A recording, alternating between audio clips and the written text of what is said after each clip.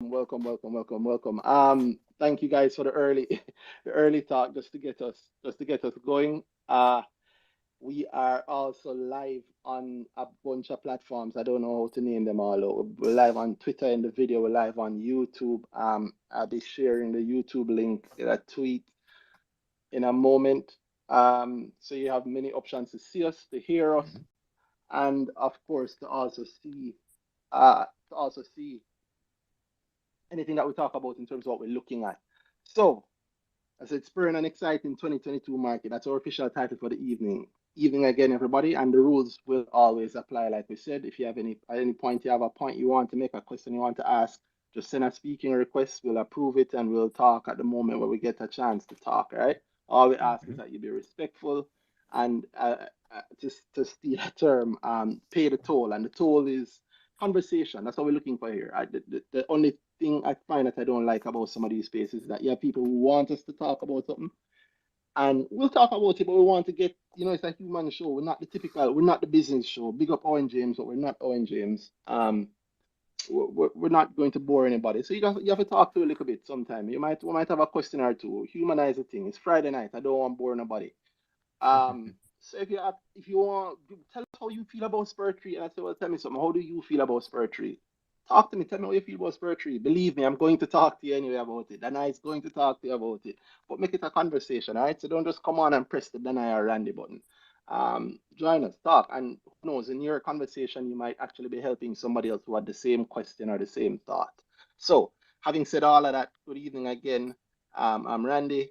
Danhai, if you're watching us, Danhai is the other guy on the other side of the screen.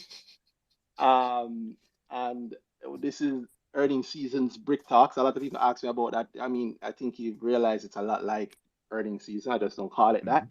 mostly because I can't do everything at once. But yeah, this is Brick Talk. So we're talking about the spicy start to 2022, Mhm. Danhai. Uh, Yes. What of a course, climb. Spur Tree is a hot one today. So Mhm. we kind of mentioned it a little earlier. You said you didn't actually get in on it. Nope. Word, I got. word, I word, word. was. I was in the queue early. Hmm. But after the halt, I had a session around the same time, so it was really hard to actually be Mm. in the queue when it came on halt. So yeah, that's one Yeah, of the I things know, there. I know that though. Yeah, you just kind of get used to it and move on. It's Mhm. so I'm not funny. crying. It's so funny how over the years we've changed from it. Like it's I'm still huge on IPOs. I'm still Mhm. excited for IPOs in the right Mhm. way, but the market has changed in such a way to, and how we invest has also changed and had to Mhm. change slightly from Yep. the principles are the same, but the tactics to carry out the strategy is completely different now, as it Yep. should be, right? Mhm. And so I say all of that to say that, I find that I don't really care. I don't care because I never got in either. To Mhm. say I did apply for the IPO. At the end, I did put in a small application. I expected it to Mhm. be heavily oversubscribed. It was, as we know. Um, and I made a tweet. I don't know if we ever spoke about on the space. I'll say it here. If you are applying for an IPO and you think it's a great IPO, um, and you are excited about it, you should not want to get a big allocation. Facts. You should want to get a tiny allocation. All right. You should want to get a really small one like this. What was this one? 11%? Mm-hmm. 11, 10,000, 11% over that. Yeah. Oh yeah. So you Crazy. get your first 10,000 units and you get 11 grand over that. So 22 grand or whatever, right? 11%. Yeah. Yep. 11% of whatever you applied for over 10 Yeah. grand. Mm-hmm. Yeah. You should want something like that. That's a good thing. Mm-hmm. Yeah. Yeah. And if you want if you want to understand why that's a good thing, I mean, come to grow or go sit with Danai, but it's a good thing. That's what you should want. Having said that, because I do want that and because I expected that to happen, looking on what was on offer, it was obvious to me from before. Mm-hmm. I just never I didn't care. I I was didn't I know. excited when it dropped. And Uh-huh. I was on like a mini vacation thing. So when I saw IPO drop, I was like, yo, Jano, my Christmas Again? sweet up. Hold on. You're on another vacation? Yeah, but I was doing that, and, and I think that I check, and I was like, wait, the IPO drop. I was so happy, but from before, I knew I wasn't likely to be applying to this, so I wasn't rushing to apply on. I was like, yeah, I can read it and whatever. But the truth is, I never applied. Not to say anything bad. It's funny because in my head I'm like, all right, cool. I'll be buying it on the market at a higher price than whatever my clients pay for it. So that's fine.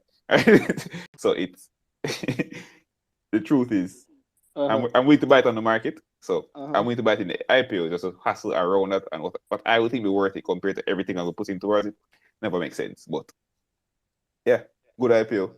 Say no, they look oversubscribed. Yeah. Which Literally, no.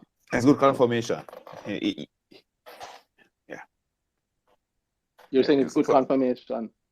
Something good here, you know. I'm not the only one. If it's you one like it, then it's ignores.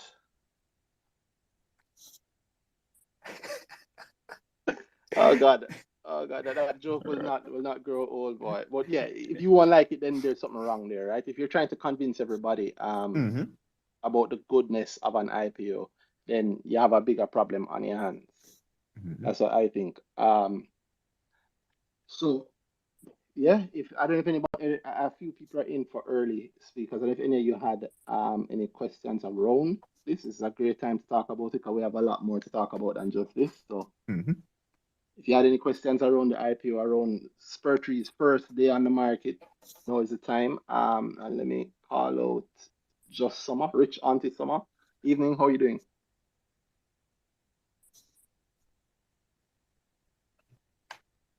If you're speaking to us, and you mean who, me? Yes, definitely you. You have to unmute.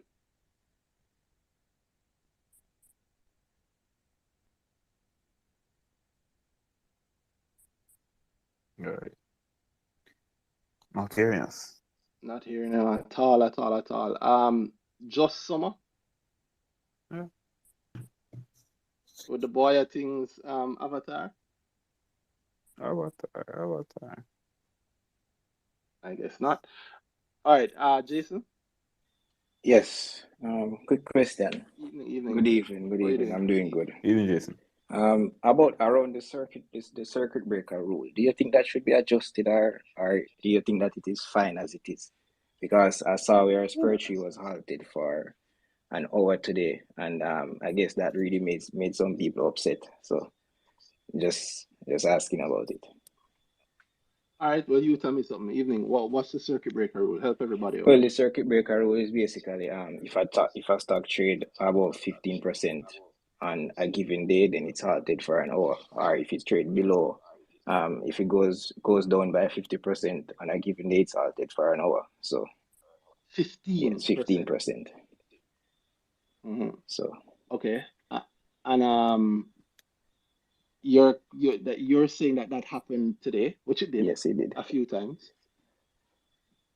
So I'm just asking if you guys think that it should be adjusted, like the time span, like it should be adjusted to like 15 minutes, 20 minutes, or or is an hour too long, or just asking. Not sure. Before we answer, you tell me, what do you think? What do you think should be done? Well, I guess it could be adjusted to like 30 minutes or so. Hour is way too long.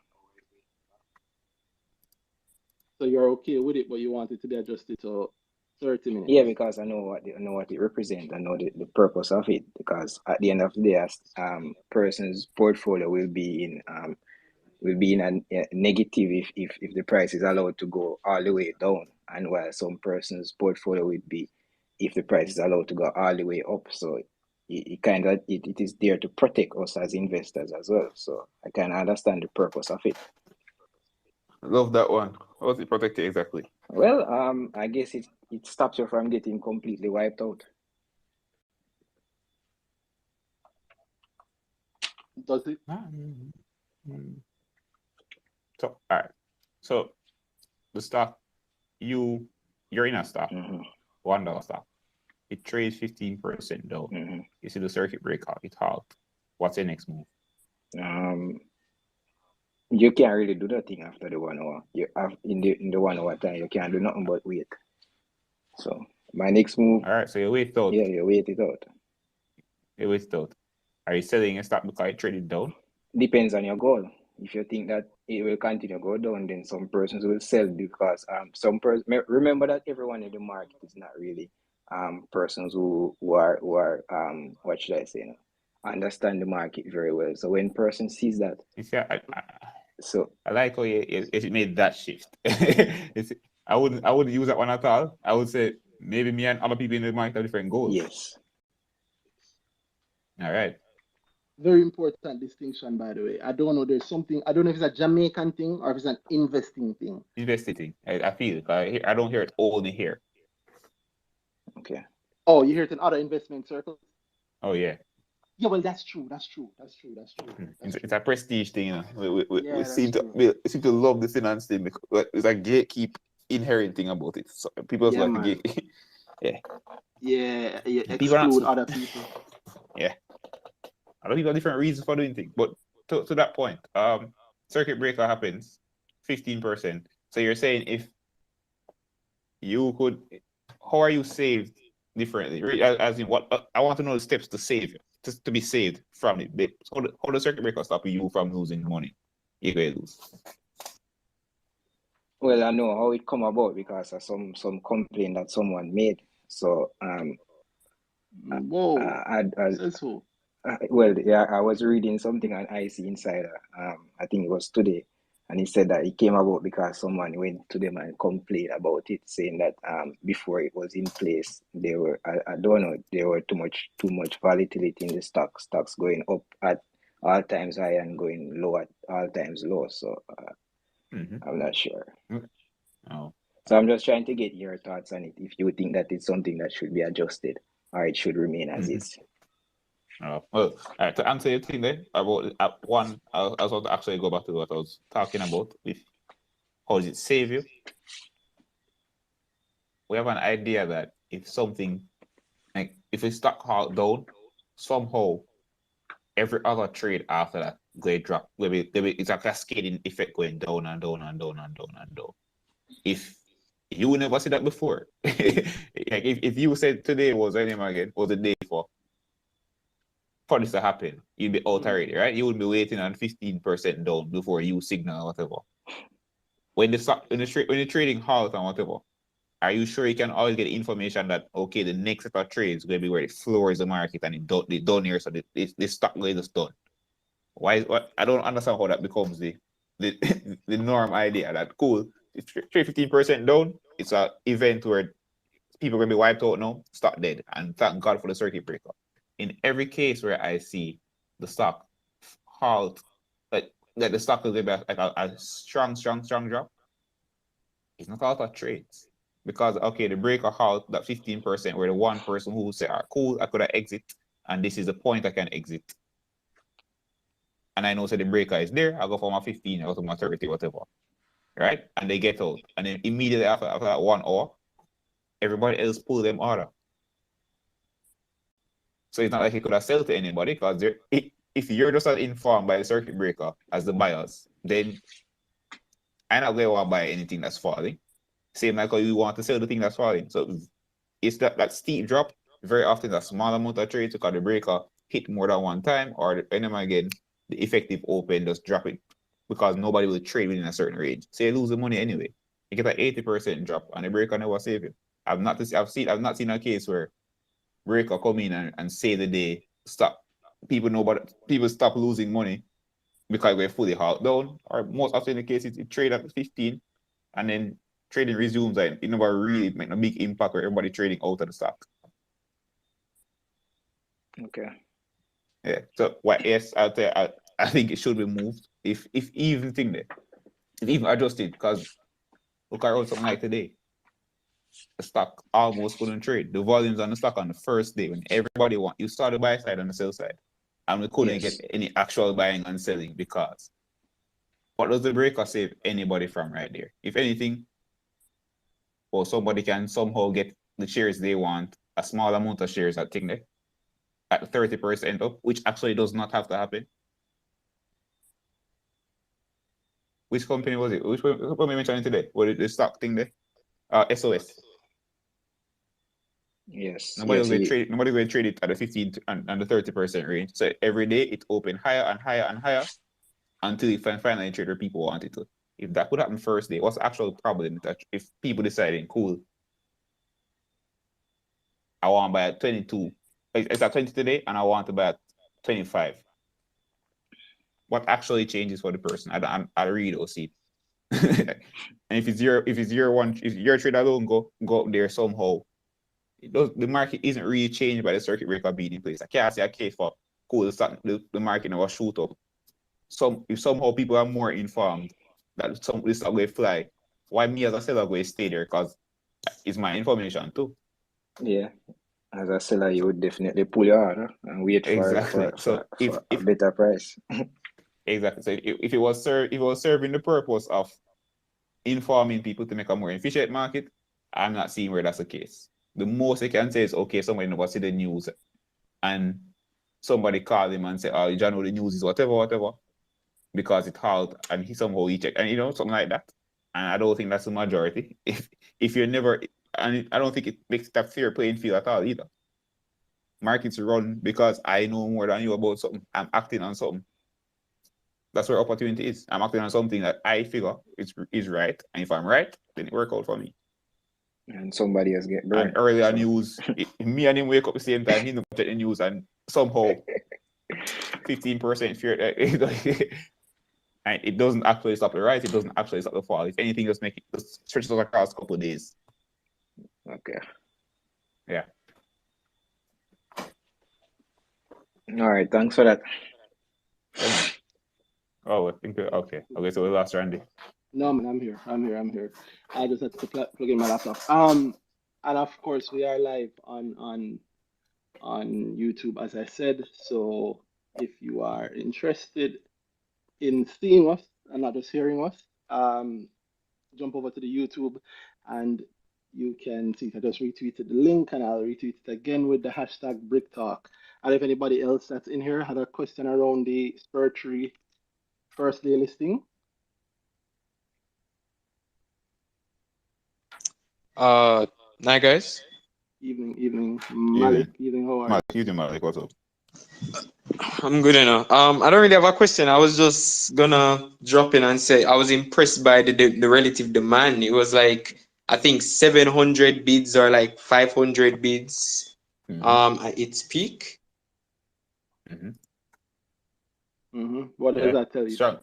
700. Strong demand because it was. Oh, pardon me. I saw 850 at that point. Oh, for real? Yeah. Oh, wow.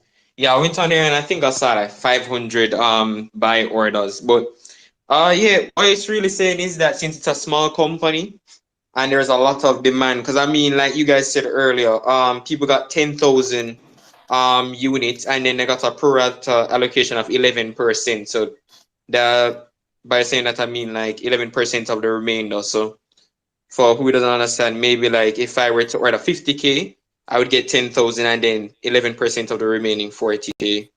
But I personally didn't get in on this time around. I didn't bother going through with it. So why not? But I like the company, but I never like did the full research, and I was busy with finals and like just Christmas stuff. And then on top of that, I knew that it would be oversubscribed. I knew that I would barely get anything. So I just say I'll probably like wait it out after all the hype goes down, then I'll like actually jump in and deal with it in a different way.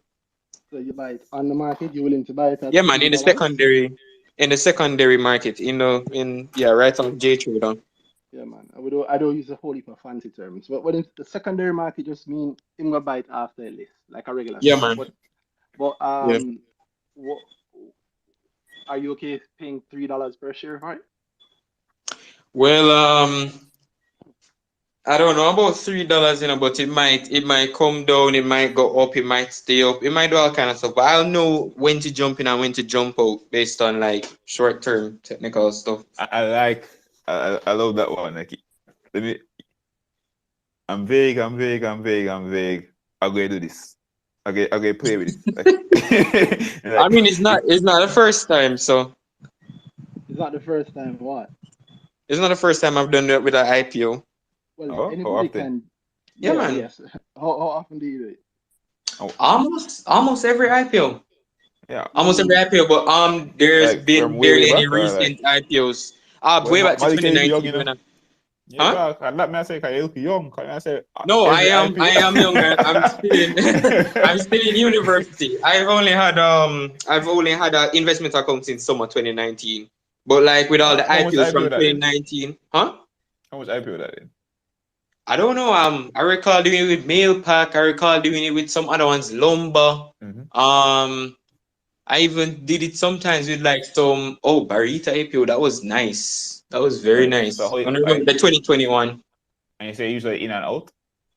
Yeah, I know because I know a little simple technical analysis. I can look on like the relative strength index, the volume, the trend line, the support and demand is I mean support and resistance lines, Mm-hmm. stuff like that. It's So not like, what like kind of returns you really usually get from something like this? I can maybe like flip like swing trade one of the shares. Oh yeah, before I get to that, right after COVID broke out and you went on a break, I decided to just jump on and start trading just normal stuff day to day. But I stopped that after a while. But yeah, I used to get like some returns from IPOs. Probably like 20%, 30%. From here, from there, and then I come out, and you can like go back in if you want to, depending on how the stock Mm-hmm. moves. So also But when will, you're like I said, when you were I doing would that regular recommend market, every, huh? when you were doing it on a regular market, what kind of returns were you getting before you stopped? After COVID broke out, when I used to do it, I used to get like maybe 15 to 25% on each. But remember, I'm dealing with smaller money, so than you guys. I only Oh have a yeah, fraction of your money. so you tell me how much money you have. Well, I would expect somebody like you to have way more than I have, but yeah. I'm I'd a be boss. surprised. What we do is not. Don't go to the amount of money as an excuse. That don't really mean anything. But you're And saying you that should you're be dealing. measuring it on your whole portfolio. So if you make 20% and 2% of your portfolio, so everything should be against. I'm asking how much you make on the total money you have. Meaning, if that's a strategy, how much money you're making from that? Oh, Johnny, let me think about this. So Yeah, okay. I, If it I doesn't, like if it's 20% on something that doesn't really impact your portfolio, then that 20% is not really real impact. You get me? So yeah, it's more so of like in the middle. It's not so big because I don't want to get that risky, but it's not like a small amount. It's more like the middle where I do All right, Malik. multiple. Uh, Malik, hear me out. You hear what you're saying? It's dangerous, right? Not because you're I talking know, about but technical. and then Yeah, it's a no, yeah, and then yeah. It's not because of the technicals or anything like that, but just because some simple fundamental stuff you're missing early out, and don't feel bad about it. It's a common error. It's a common thing across the industry. In fact, even the professionals. Very often, the first question that trips almost anybody up, when them say they either they do any form of investing, and I ask them, okay, how much you make from it in percentages? I make sure I say percentages these days, and then them start to buck shuffle. Even the experts, you know why? Because they've never thought of it. They've never looked at the gains they've made. They've never looked at what they actually make. No, man, I make 100%, I make 80% off a week ton. I make a big money off of, there's no such thing as a big money. We don't know what it is. We don't know big money or small money is for each of us. Mhm. Simple, basic fundamentals. What percentage gain have you made? If you can't answer that, you already, that tells me almost everything I need to know about an investor right away. well, I used to actually keep record of all it in an Excel sheet, but like if I you said, do that, it if you was do that and stop, then you never used to do it because nobody does that. Yeah. That's like saying I used to drive with wait, my eyes repeat. open. I think nobody actually does that and stop. That's like saying I used to drive with my eyes open, but no, I start driving with them closed. But I used to drive with them open. What? No, you don't. If you use to measure, you're not going to stop measuring. Moreover, there's my money, JA.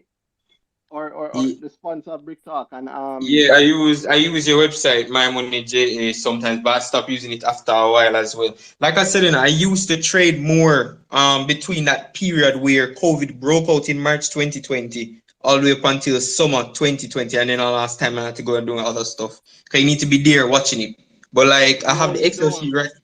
No. No, Maybe say him do if him I thing. if I'm He day trading trading. right Mhm. there, you kind of have to see what's going on because stuff could go chaotic. But like Yeah, I do have an Excel no, it sheet and I won't. used to track it. It Hmm? can go chaotic because of the circuit breaker that you heard mentioned in the last question, and also because that's just not how the market works. That's not the reality of the market. Um, People who think that have never done it, and I know because people think one whenever I start talking to them, or you hear the same thing with Danhai, you said it naturally. No, you guys have a lot of money. You immediately assume that we have a lot of money, so we do what we do because of a lot of money. But you've heard me say it. I started with 10,000 Jamaican dollars. And the principles I used then are the same principles I'm still using now. It's not the amount of money, it's the principles that matter. If you don't use the proper principles when you're investing, you're going to be burned. And the worst thing that can happen to you is that you don't get burned early. Because it means that when you do get burned, you get burned with a lot more. The stuff you're saying about IPO is kind of dangerous. IPOs are still being worked out in terms of how they're handled by the JSE currently. All right, Mhm. you've heard people talk about IPOs from 2, 3, 4, 5 years ago, where How to, different. to this day I don't expect any trades on day one of an IPO. And if it's a really good IPO, I don't expect any trades for week one. Because there's like sometimes just a one trade, two trades, the next day, two, three, one, and it hit the breaker. An hour later, one, it hit the breaker. After that, one, and then it kind of locked up and everything referred because everybody is too high in terms of. But if you didn't understand what I just said, then you probably should come to grow, or you should give Danhai a link to come and help you with your portfolio, because you can lose a lot of money getting it right the wrong way. Mhm. Trust me. All right? Trust me. I'm not telling you that you shouldn't flip or whatever you say you're doing, but the reality of doing what you think you do is completely different from what you've been saying. It's not technicals, it's not I mean there are technicals involved, but not in the way that anybody thinks. That's not where the market is. And to make serious money on the market, you don't need to do any of that stuff. So trust me. Take my foolish advice. Come to a grower or link Danhai, but don't continue with this stuff because people say it all the time, but it's not true. And most of the time, I just stay quiet when people say it. And yeah, nod and smile. Oh, sure. But I know you might like this person. No. But I'm telling you, it don't work that way. That's not how it works at all. You don't need to be in front of the computer every minute. If you're swing trading on the JSC, don't really happen. Why are you going to swing trade? Like it can be done, but it's very, very rare. And it's very tied to a certain event and the Mhm. reaction to it and all. It's not okay, wake up tomorrow and like, if you're doing that profitably, show me, please. But Yeah. I've yet to Well, see it. I honestly I don't know about you guys, but I've swung trade stuff in a day or over a 2 day Oh period yeah, and stuff man, like we've that. done it too. And I How often know do you I do it? know Do you do it people every who do day? it. There are people that were doing it way before me. Yeah, That I used to No, talk to, again, and like us. just so, Like eh, us. they know about fundamentals and technical. that's fine. All right. Yeah. I think Miss always saying though. It's Yeah, again, Malik. if anybody else listens to us for all for good enough, well, we've said this stuff quite publicly. You wake up every morning and say, all right, cool. I'll go across these technicals and the swing trade and make my money. Anything do you do that? Or is it around certain events when this is possible that you go for it? No, I believe somebody can do it daily. Well, you believe is incorrect, but I But, respect Do it, what but, you do but it. I like I'm saying, I used to do it daily on an Daily. almost daily basis. And I know other people in this chat right now that used to do it or Oh, continue to do it. so why them stop? Why you say what stop? them No, stop. I think they continue to do it. No, why you stop? All right. I know they trade. No, sometimes I do it, but when you're there trading, I usually the way how I do it, I like to watch stuff go on and I like to stay abreast on what's going on because sometimes something can happen. But the Right? term that It's but not the it's term not that as you keep sensitive. using. It's not as sensitive as the US market, but some stuff can happen sometimes. All right, Malik. I don't disbelieve you. It's just I shouldn't say I don't disbelieve. I do. But what the kids say, cap. That's straight cap. but I understand that you think it works that way.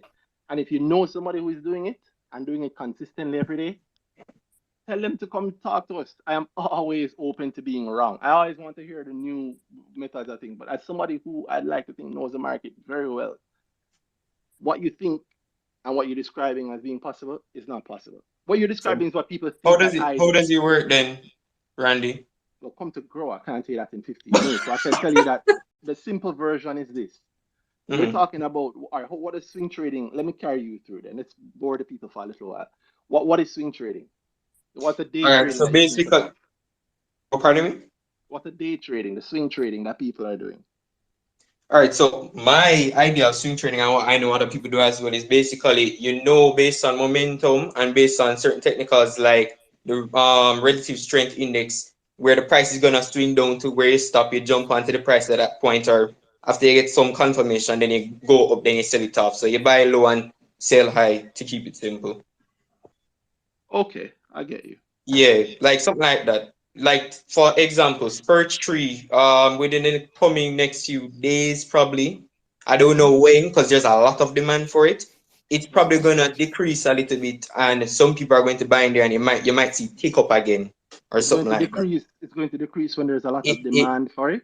it might decrease after the So you say, demand dries you up. say, so you say someday don't know when.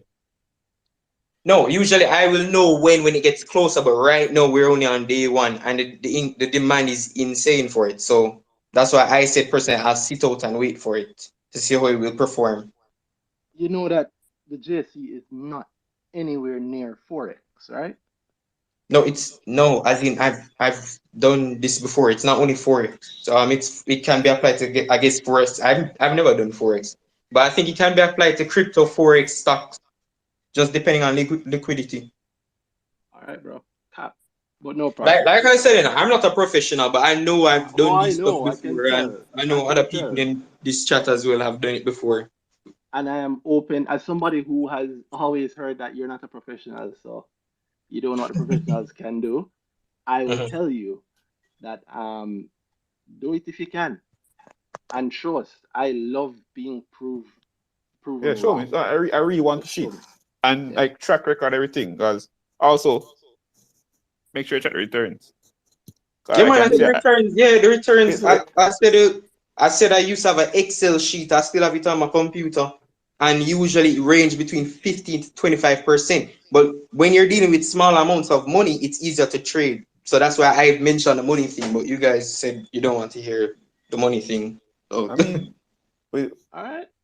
Well, Yeah, because no, it's I'm smaller, so I can move faster. I can get my stuff out and get my stuff in faster and move. but you think with But I the know people IPO, who do it more money than compared to me. all right, me about too. how much? And they're traditional investors as well. Like they'll set some money aside for trading and they'll And how set much is some set money aside for aside for trading? fundamental. I don't know, like them will take like maybe 50, 75, 100.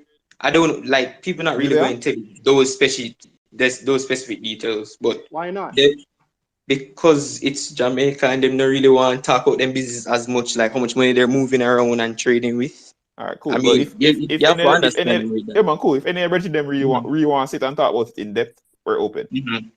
Please. Yeah, I man. will. Yeah, I yeah. will. We'll do it on a space. And by the way, tell him not to come with this cap foolishness. Tell him to come with some numbers. Tell him to come My with some God. numbers. All right. I'm Okay. being very nice. Well, I'll speak for myself. I'm for sure not capping. I'm not pretending. I've done this before. I do with What? some IPOs, but I wouldn't recommend anyone to. I wouldn't recommend everyone to do it. Why would I'll you say that not from here recommend? Why would you not recommend people because to it's do something risky. that makes money? I'm fully aware that it All has right. risk to Hold it, and on. I wouldn't Hold on. Hold on. advise Stop. any. Malik. Yeah, Investing is risk. Risk is the hallmark of investing. yeah, but the risk is different depending on what kind of investing you're doing and what kind of security you going into. All right. That's why I wouldn't recommend anyone to just pick up trading. Trading is risky. Well, you did it. Randy, Yeah, Yeah, I did it you did it. You made money, so you beat the risks. So it's beatable. Yeah, it is. Yeah, So what's the problem it in recommending it?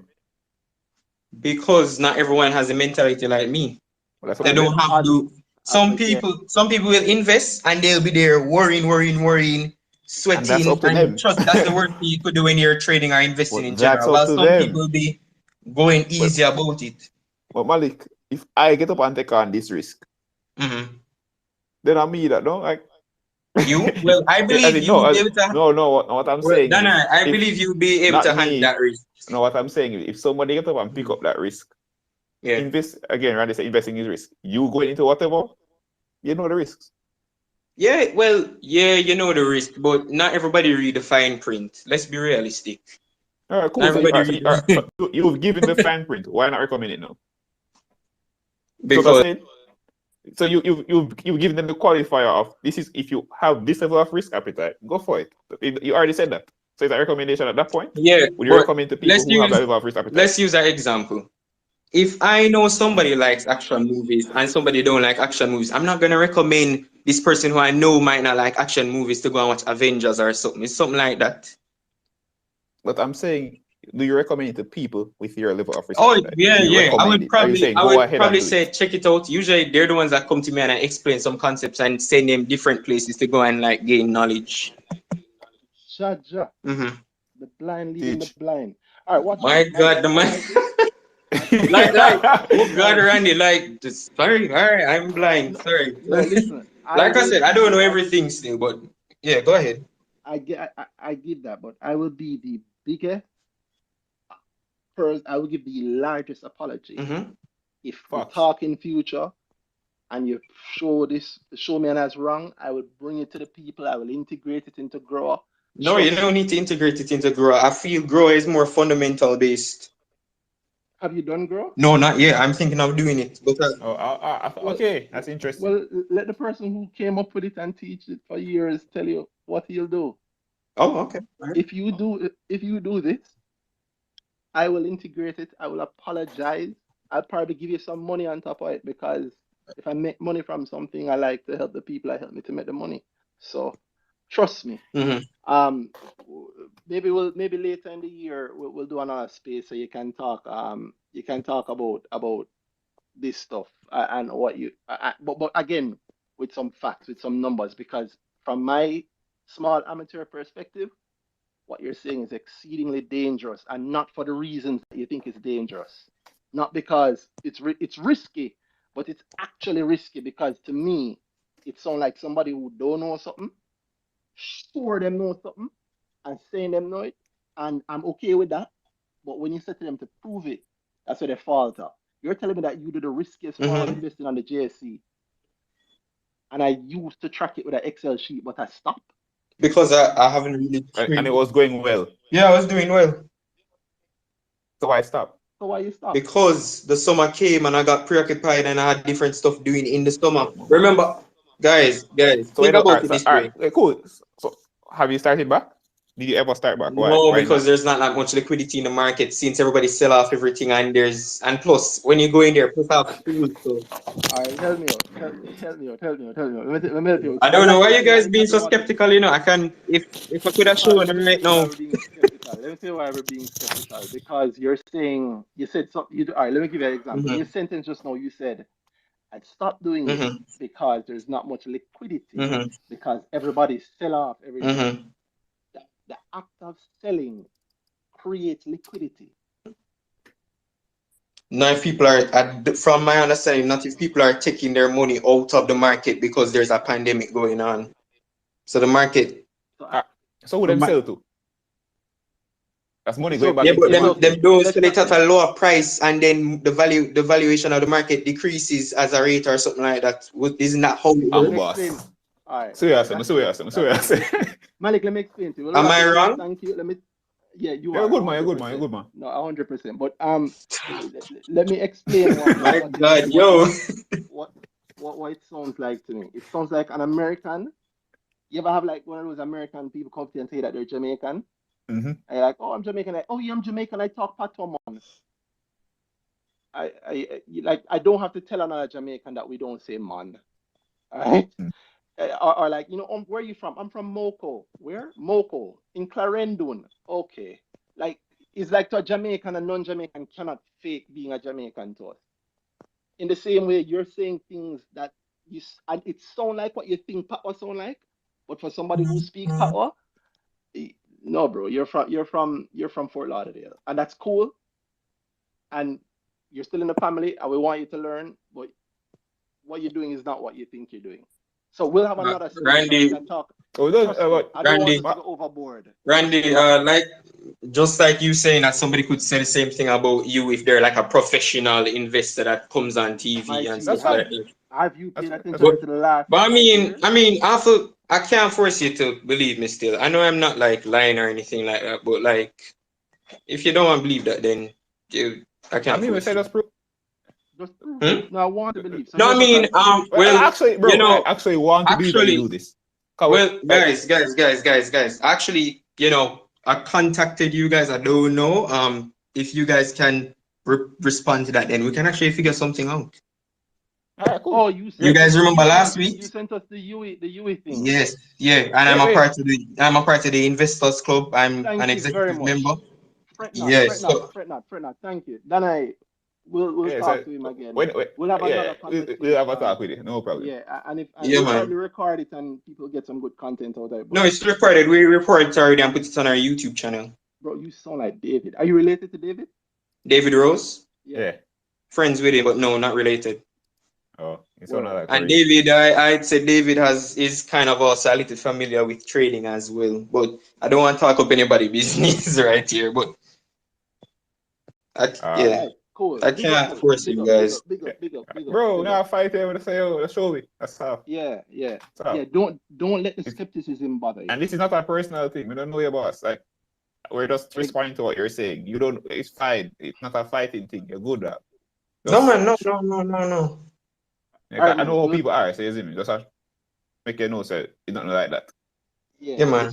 It's just to me just sounded dangerous, especially on this platform. I want to be careful with that. But I I, love. I just wanted clarity on how, like, could you define dangerous in this term or from this perspective? That's all I'm like confused about. Because I know you said there's risk, but you said there's other things that is dangerous about it.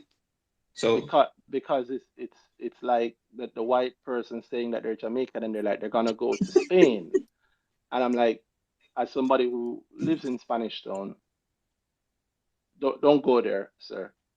But you're like, oh, okay, yeah, and I'm like, yeah, but just don't go there. So I'm saying to the people listening, if later on Malik proves his thought, he will tweet it. I will be apologetic. I will show what he has put forward. But as it is now on my platform right here, I'm going to say to people that don't do what you think he's saying until him show it. All right? Because for now, yeah, yeah, the reality and the fact that you say you do it with because it's IPOs, risky. the And fact that you say you do it with IPOs, you mhm. close. Cool. We'll Hmm? talk more. We'll talk more. Don't worry, Malik. We'll talk more. Yeah, Thank man. you very, very much. All right, thanks you guys for having me on same way. Yeah, No man, boss. problem. Respect. Bless up. Yeah, man. Randy, Evening. Good evening. Evening. Who's this?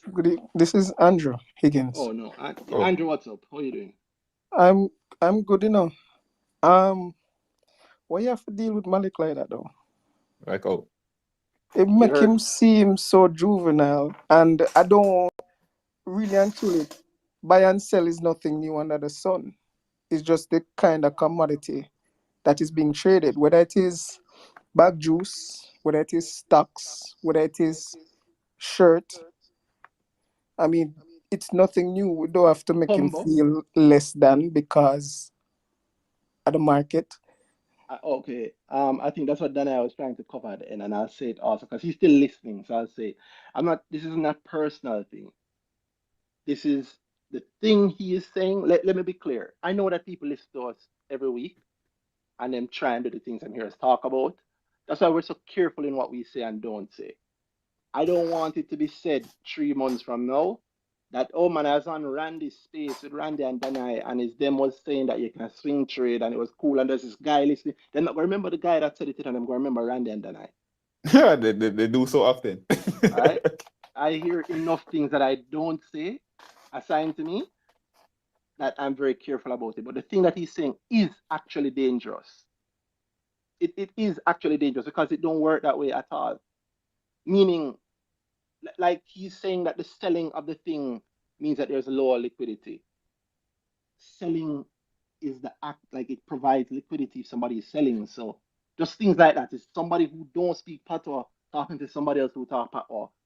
I'm like, don't tell me say it. Just chill, just cool. It's okay. It's a Yeah, dangerous thing because this is a forum that a lot of beginners listen to, and I but want it to be very. There's no but. I want it to be very clear. And if I am the one saying that, you should understand because my reputation is that oh no, he's fast and loose. People think that what he was just saying is what people think that I do, and I don't do it. So when I hear it, it's dangerous to me. I don't want it to be said, and I don't want it to be said in my presence without me at least stepping in to say, yo, that's not how this thing works. All right. I'm not trying to stop him. And I also leave the door open that if I am wrong, he'll be able to prove it. I want him to prove it. I want him to prove it. I want to be wrong. I want to know that, yo, you can No, do there's full another way to make fundamental. money on the market. That's not a bad thing. I want that. Randy, But as it is now, it don't work that way. Evening, evening, evening. hey, Who is it? this is Craig, Wolf of Harbour Street on Twitter. Welcome, Craig. Hey guys, sorry I kept dropping off. Oh, go on, boss. I don't know if it was annoying sending the request over and over again. My connection seemed to be unstable. So if I cut off, then just continue. Well, don't lose the time Sorry. talking, sir. I Let's was go. going to Malik's point, the point where I could see a lot of what he was talking about because my personal journey where I started Forex, I know a lot of the tendencies, technicals kind of spilled over into my JSC time. So I understand where he was coming from. I remember even early Me days, I too. was talking to a guy, you probably know him, Danhai, works at your place. And that was my early My place? days. I've no employees, you know. Where that? Well, your current employer. So I was there. So I was where Who that? Who is Nah, this big man current thing for real. Who employer? Chase. that? No. Who? Chase. I think. Yeah, you man, Chase our friend, but I don't work with Chase anymore. Oh, I'm not a neighbor anymore. sorry, So, sorry. But yeah, I was of the opinion because the early days me start on the JC. I was of the opinion I could have day trade. I want to hear that thing about Chase though. Got you. Oh well, Tell that story because that's going to be fun. the story, I don't know if you would remember. So I were at work the day Mm-hmm. and I came to work and at the time JC this mystical thing, trade stocks and you see on TV where people buying and selling and swing trading, you watch YouTube videos and you do all of that. Mm-hmm. I came to work quite confident that yeah man you can day trade SOS cause SOS did just list at the time I think. That's funny. Yeah, man, Yes. and Chase rubbed me out, man. But him did humble with it. Him rubbed me out properly. But him did humble with it. He left me feeling like it have sense. But I came a Yeah. couple weeks to months after that, that I never have no sense. Aaron Nifudu. Yeah, so that's a Mayberry? No, he wasn't that Mayberry at the time. He was Oh, and that's Chase. So Chase at Mayberry. So you know what I'm talking about. Ask Chase about me. Ask Chase why him call me and ask Chase about me. Cool. If you think that's what if you're doing that and Chase know that as well, just ask him about me. Cool. All right, boss. Where's this guy? He fell off, like he said. I have a really bad connection. Greetings. Yeah. So when he comes back, we can go back to his point. so I can understand the viewpoint at the time. No, my position has changed quite a bit because I actually make moves on the market now in terms of, but the decisions isn't. I'm kind of dash way, not completely, but 90% of the concept, the technical thing, the part I keep, and the part I think is relevant, and I think Malik did touch on it basically. Sometimes you have to watch certain price levels, not in terms, it's not gospel, but if you know, say for the past month, NCB trade between 120 and 130. When you see NCB go 140, it might be an indication of something. Maybe it was news driven, as you guys would have pointed out the fundamental side of things. But if you understand price levels, sometimes it will kind of guide how you view certain movements. So that is the part of technicals that will kind of hold on that. But the depth of our market is such that the fundamental side of things usually is the better way to go. And yeah, I'm not take up no more I of the think time still. Just thought I would share that. no problem. No problem. Thank you for the point. And we'll have a couple of more people. And you can stick on because it's a conversation there. All right. Let me be clear. Yeah, man. There is space in the market for near-term gains. There's space in the market for quick gains. There's space in the market for lots of stuff. I'm not going to Oh, tell you that there is no space and there, quick, right? quick, and Randy, while I have the floor, Well, just as you said that. well, no, I had the Oh, floor. sorry, bro. Yeah, so I'm saying there's space in the market for those things. However, do not make the mistake of thinking that the sort of swing trading and day trading that people talk about is actually possible. Now, it is possible in a very slight way, which is why I listened to him at first. I listened to everybody who said to me. I listened to them. Then I said sometimes I'm too kind. I give a whole lot more people space to thought than I probably should. But I listen because there are things that you look out for to know if somebody actually know what I'm talking about, right? Mm-hmm. And like if somebody tell me they're doing near-term trading, like swing trading, it means that swing trading literally means that you're going to try and make a small percentage within a very short amount of time, right?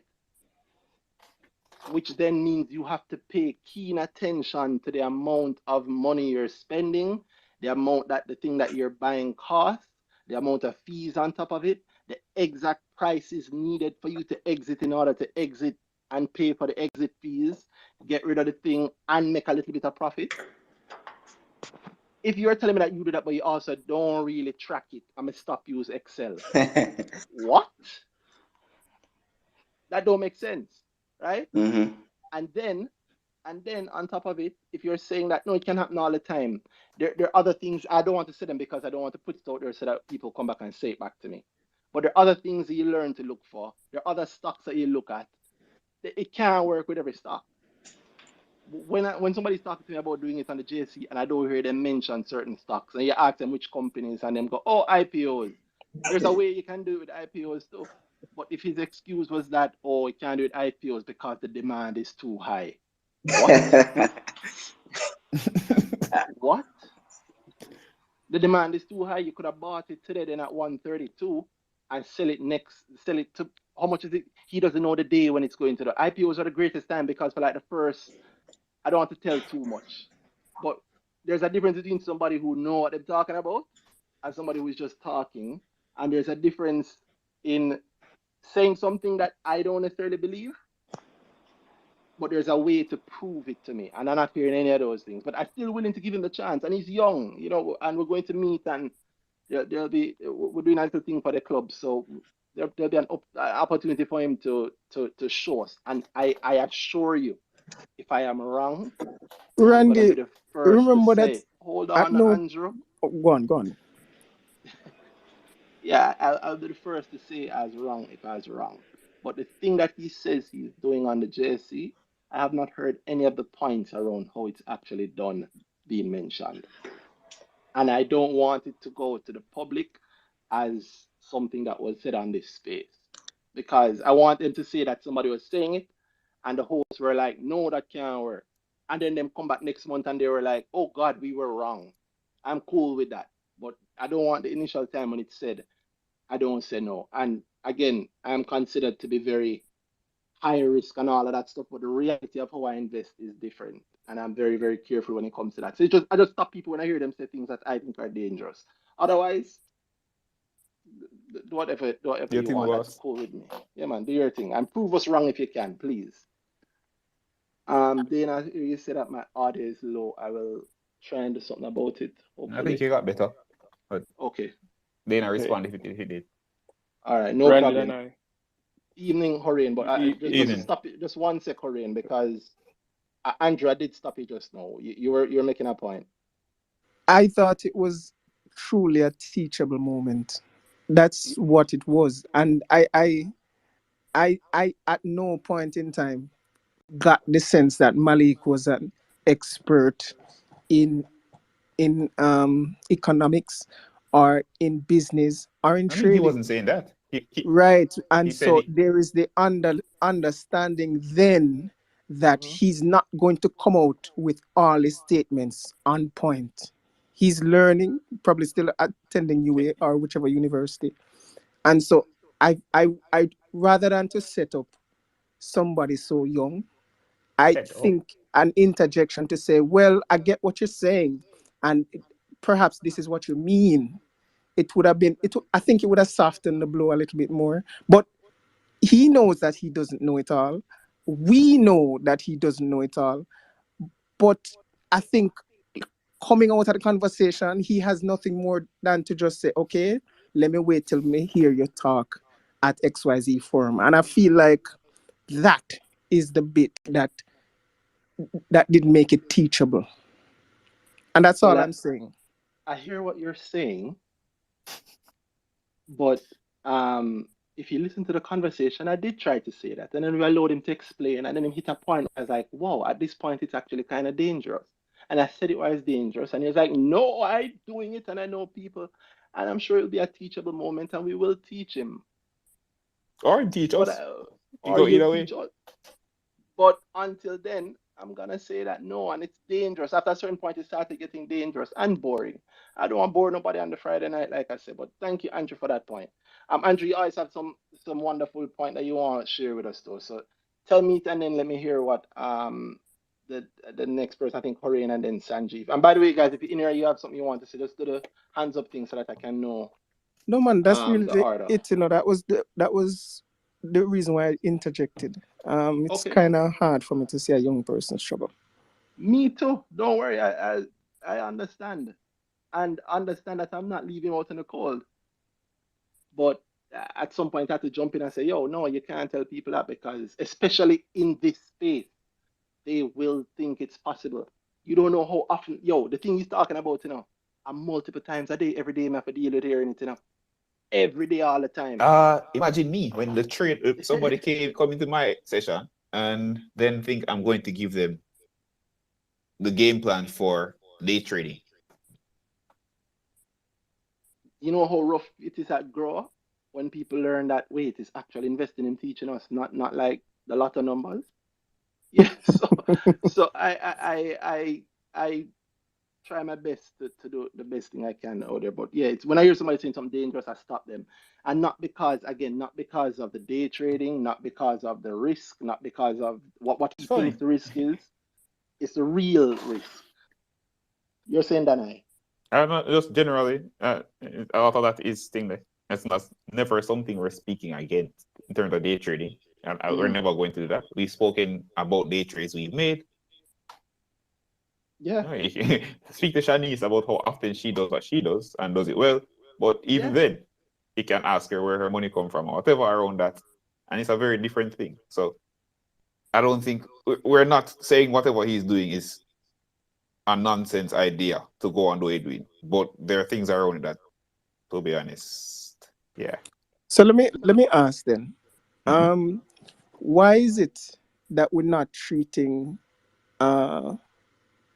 retail trade for stocks like selling bag juice or selling shirts or selling jeans? Why is it that right now we're there's so much difficulty? I'm not understanding the analogy. He hasn't done Grow. No, not that specifically. You said it earlier. Says selling is as a thing that we're not against selling. I'm not sure what exactly you think we're saying now. What was the question, Danhai? Why the analogy? I'm not understanding how that connects. What are we not doing? What, as in you and Randy? Yeah.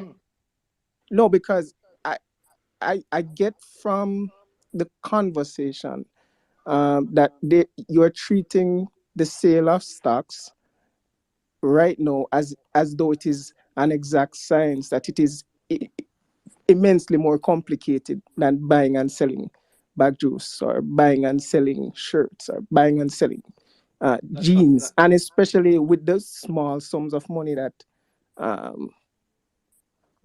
he was talking an individual, a regular what was he talking about? John Doe might have. All right, 20,000 here hold on, Andrew, hold on, different from a million. Not to cut you, and I hear what you're saying, but that's not what we do at all. That's not what we literally preach that. It is come and do a Grow session, and you will know what it is that we teach and preach. We do not separate it that way, sir. At all. Everything that I do needs to be in a way, a fashion, a method that the regular people can understand and use and get used to. That's what we do. That's what I do here. That's what I think Danhai does in his sessions, from what I hear from the tweets I see from people putting forward and the tweets I see people put forward about growth in my own subscriber group. If it can't make sense to a regular man or a woman on the road, it don't make sense to me. All right. So trust me, that's not what we do. We don't overcomplicate it. And again, remember, I am not saying that short-term trading can't happen. I'm not even saying that day trading or swing trading can't happen. I'm saying that what he was saying is not how it works on the JSE. And to put it forward that way is very, very, very, very dangerous. That's all I was saying. All right. My time, Randy. Perfect. Evening, Sanjeev, sorry, Horain. Yes, Yeah, Horain. man. Big up Danhai, big up Randy. Big up, boss. So Well gone. there. So to kind of continue that point, Randy, I think when we met, God, maybe 2019 or something, I was sharing my experiences because I live in the States. So I thought the JSE, I was just getting into the JSE at the time, and I thought the JSE worked like the market in the States.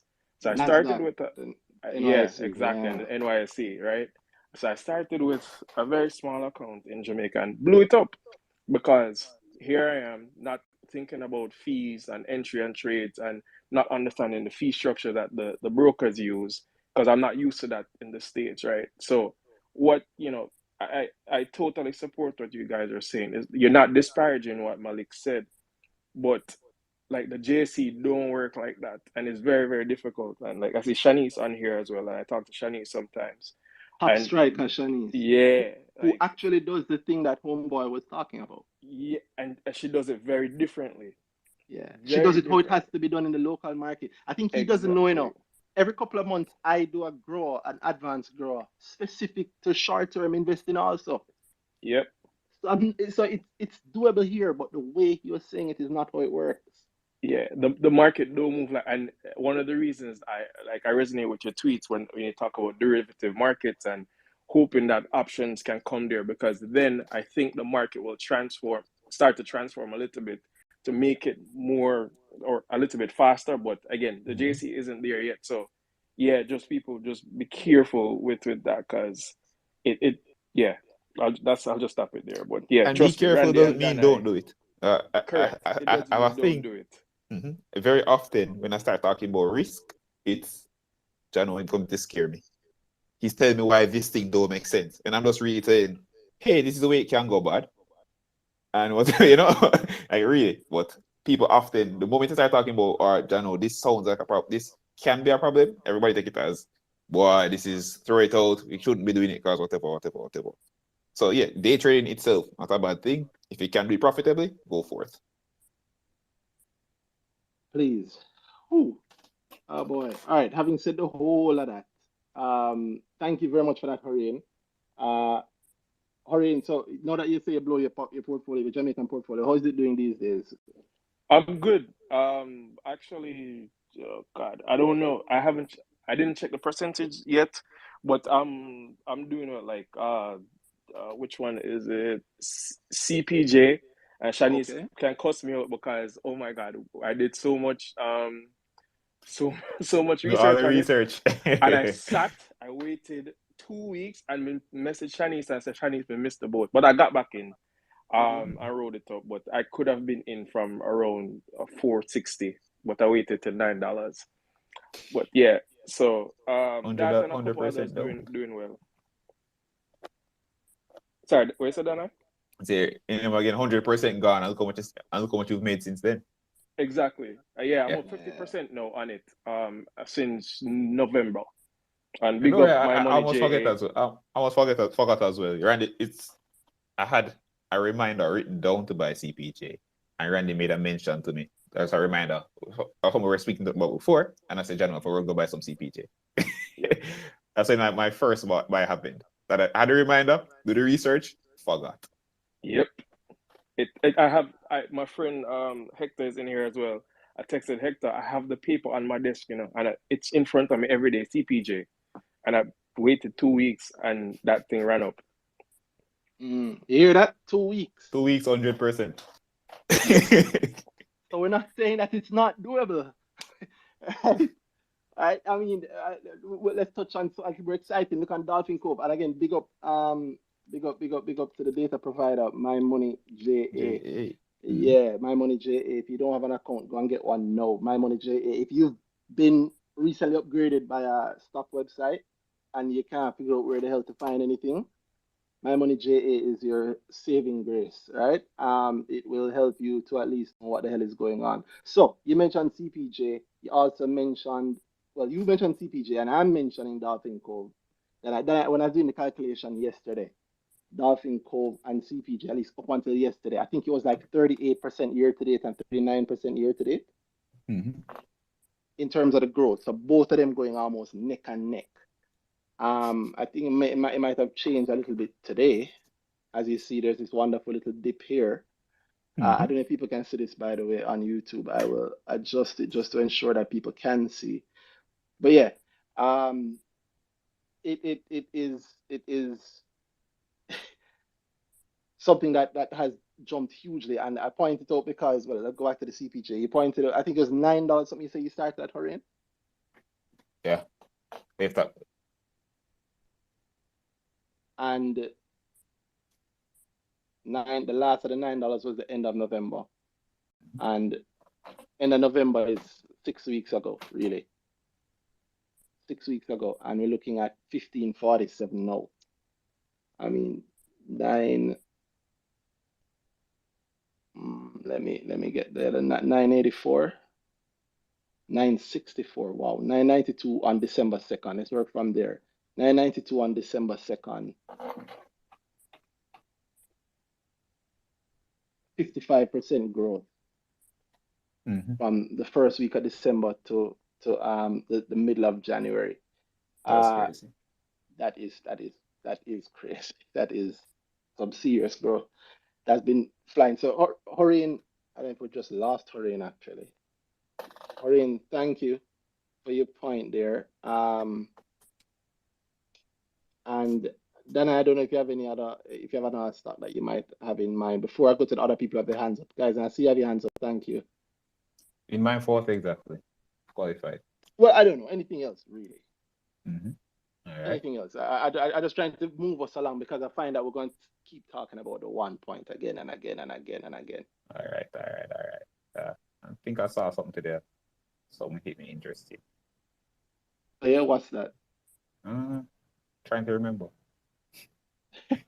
All right, in the meantime, we'll short it. I'll text because these guys have had their hand up for a while. Sanjeev, evening.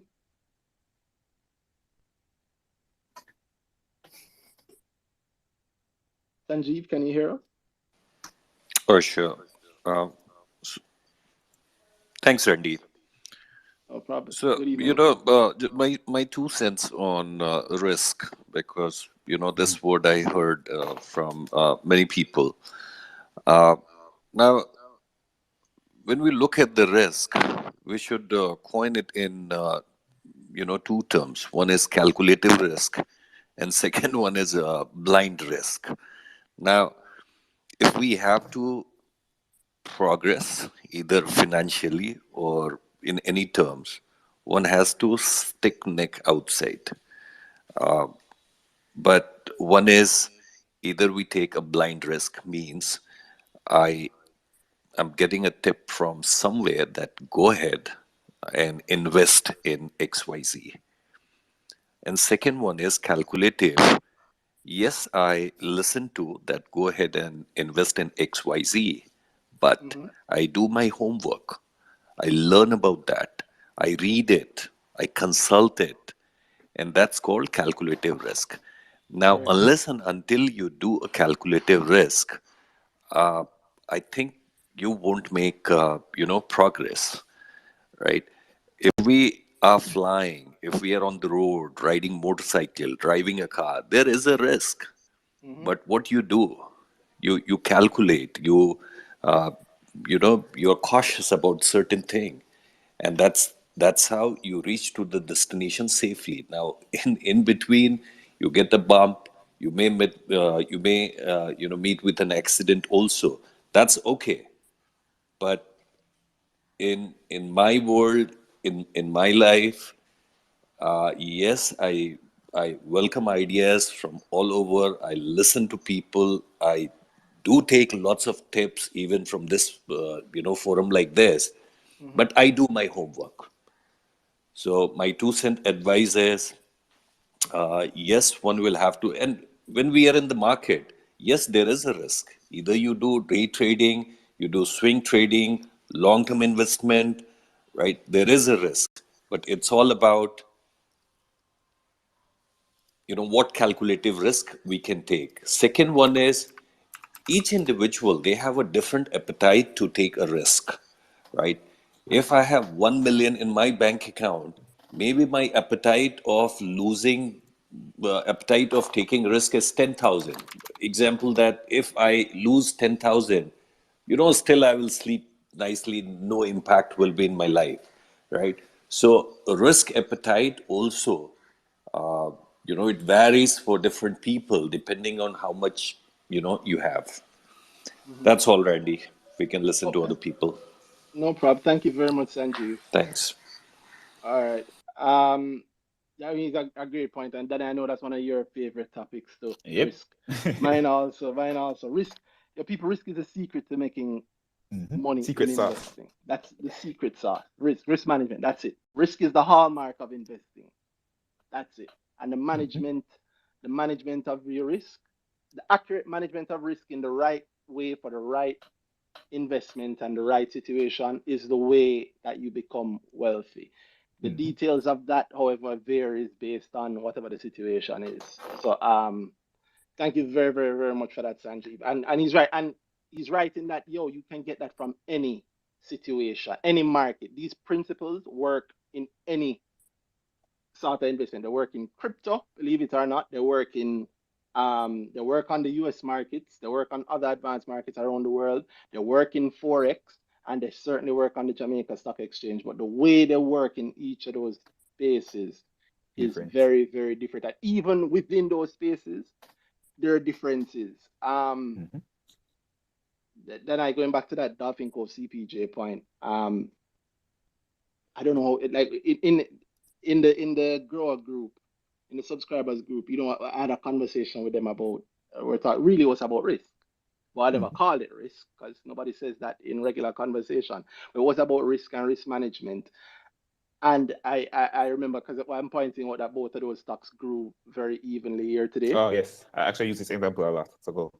Yeah, it's around knowing which one to go with and why you're going with it, right? Even though the two things are pretty much neck and neck, right?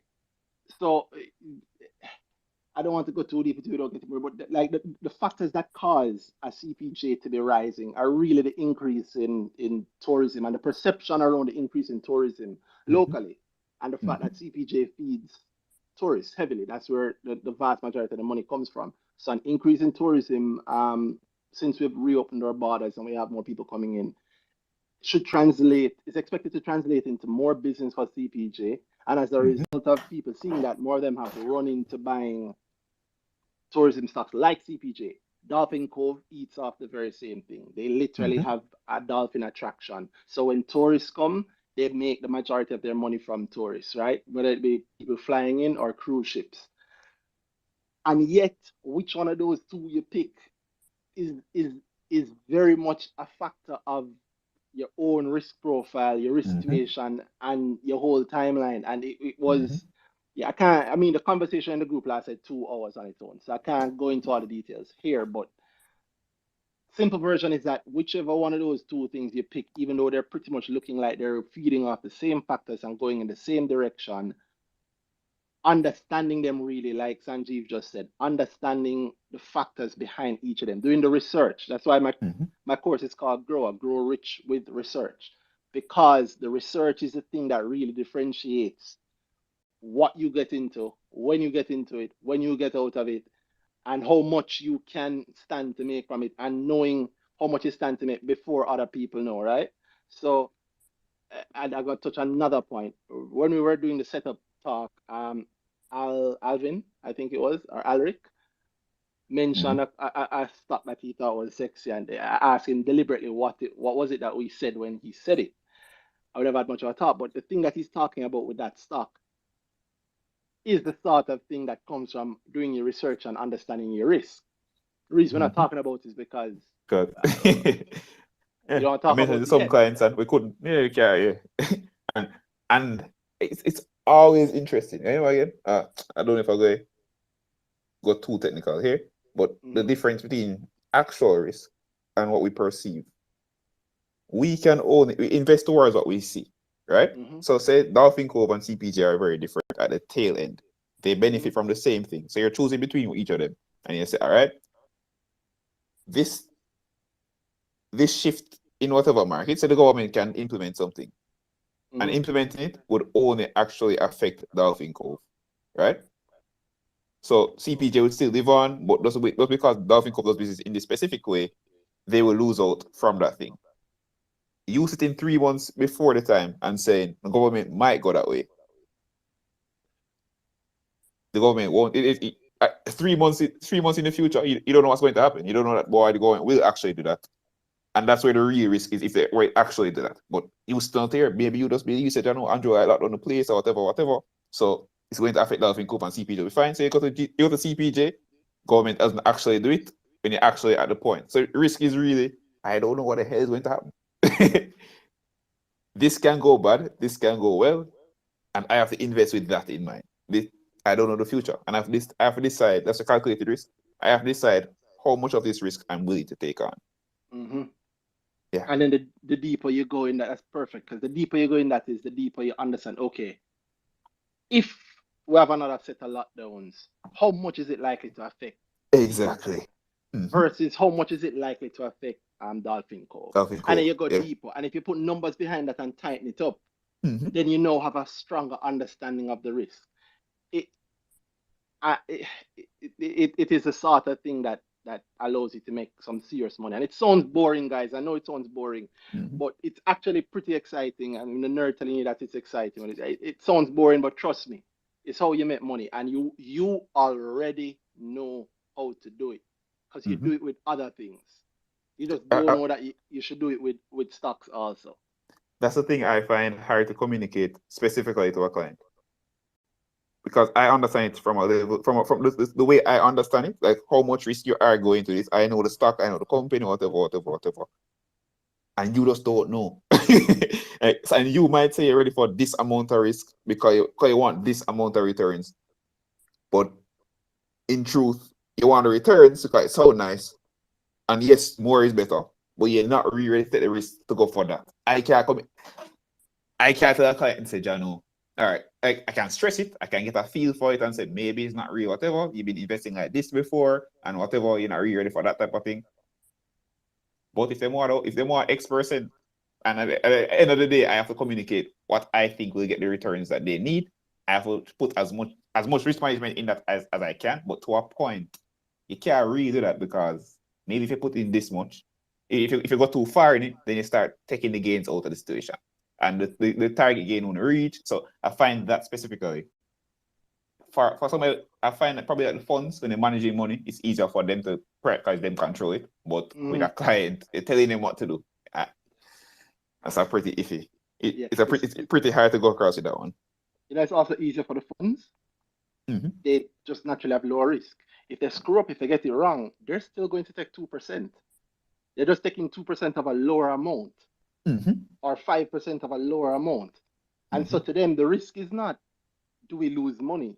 The risk is our fee money this year going to be this or this out of your money? That's why it's easier for them. That's why they may not talk about the funds right now. But it's you're right. It's perceived risk and it's real risk.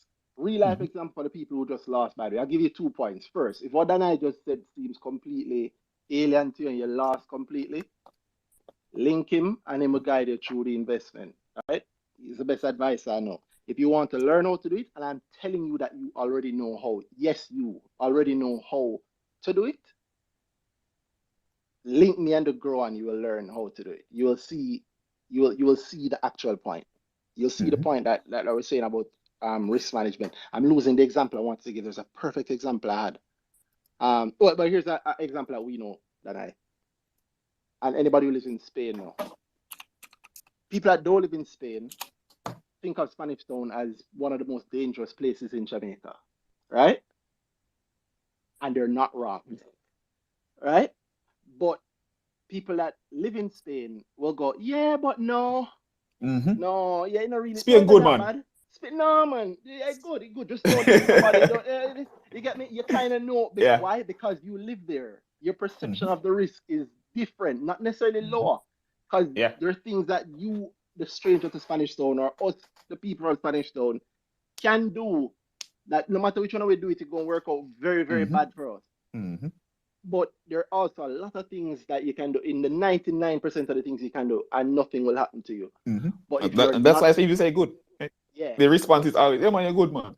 yeah. But the reality is, no, you're not good, because the person who's telling you that you're good has a lot more natural, not natural, but knowledge of what they're talking And about. experience. Like, Yeah, yeah. I should have used this example instead of Spanish Town. I'm so sorry. Think about when them say, yo, come in the yard, man, the dog now go bite you. bite you. Yo, that You know that, this big. but I don't.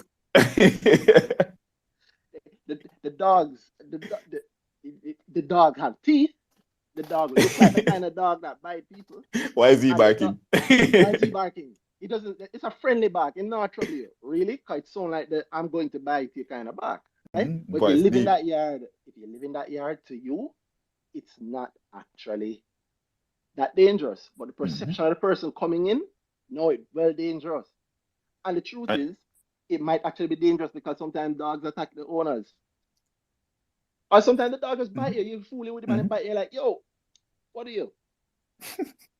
Trixie, stop, right? You know your dog. And the thing is, especially with that scenario, I know people. I can let people into my yard. Don't come in my yard and you're trying by yourself. Sorry. If you don't know like that, it's not going to happen. Yeah. But I know that I can let people, but I can't tell people some people that just afraid to do it because then I know the situation. I know how my dogs react to people, but this is my first time. I have no history of Danhai letting me that everything good. I just some big dog. Yeah. I hear you, but maybe the dog's teeth aren't as strong today. You gave the perfect. I'm fooling around. You gave the perfect example. That's exactly it. You know it, and the other person has to trust it. And if the person doesn't want to trust it, they can either trust Danhai and just do what him say and see if it works out or not. But if you get it wrong, then you can blame him. He has that responsibility. Or you can go to Randy's dog class and learn all about dogs, and so you'll know whether or not the dog is really bad. Yeah, that's the thinking. And I say that to say, as weird as it sounds, that is actually the reason why I said earlier that if you're a Jamaican, the Jamaican stock market is better to invest in than the US stock market. Because you know things about Jamaica that nobody else knows. All right? Somebody listening to this space, and like there's this guy that I know is talking about on Twitter, Crosswind Capital. Crosswind Cap.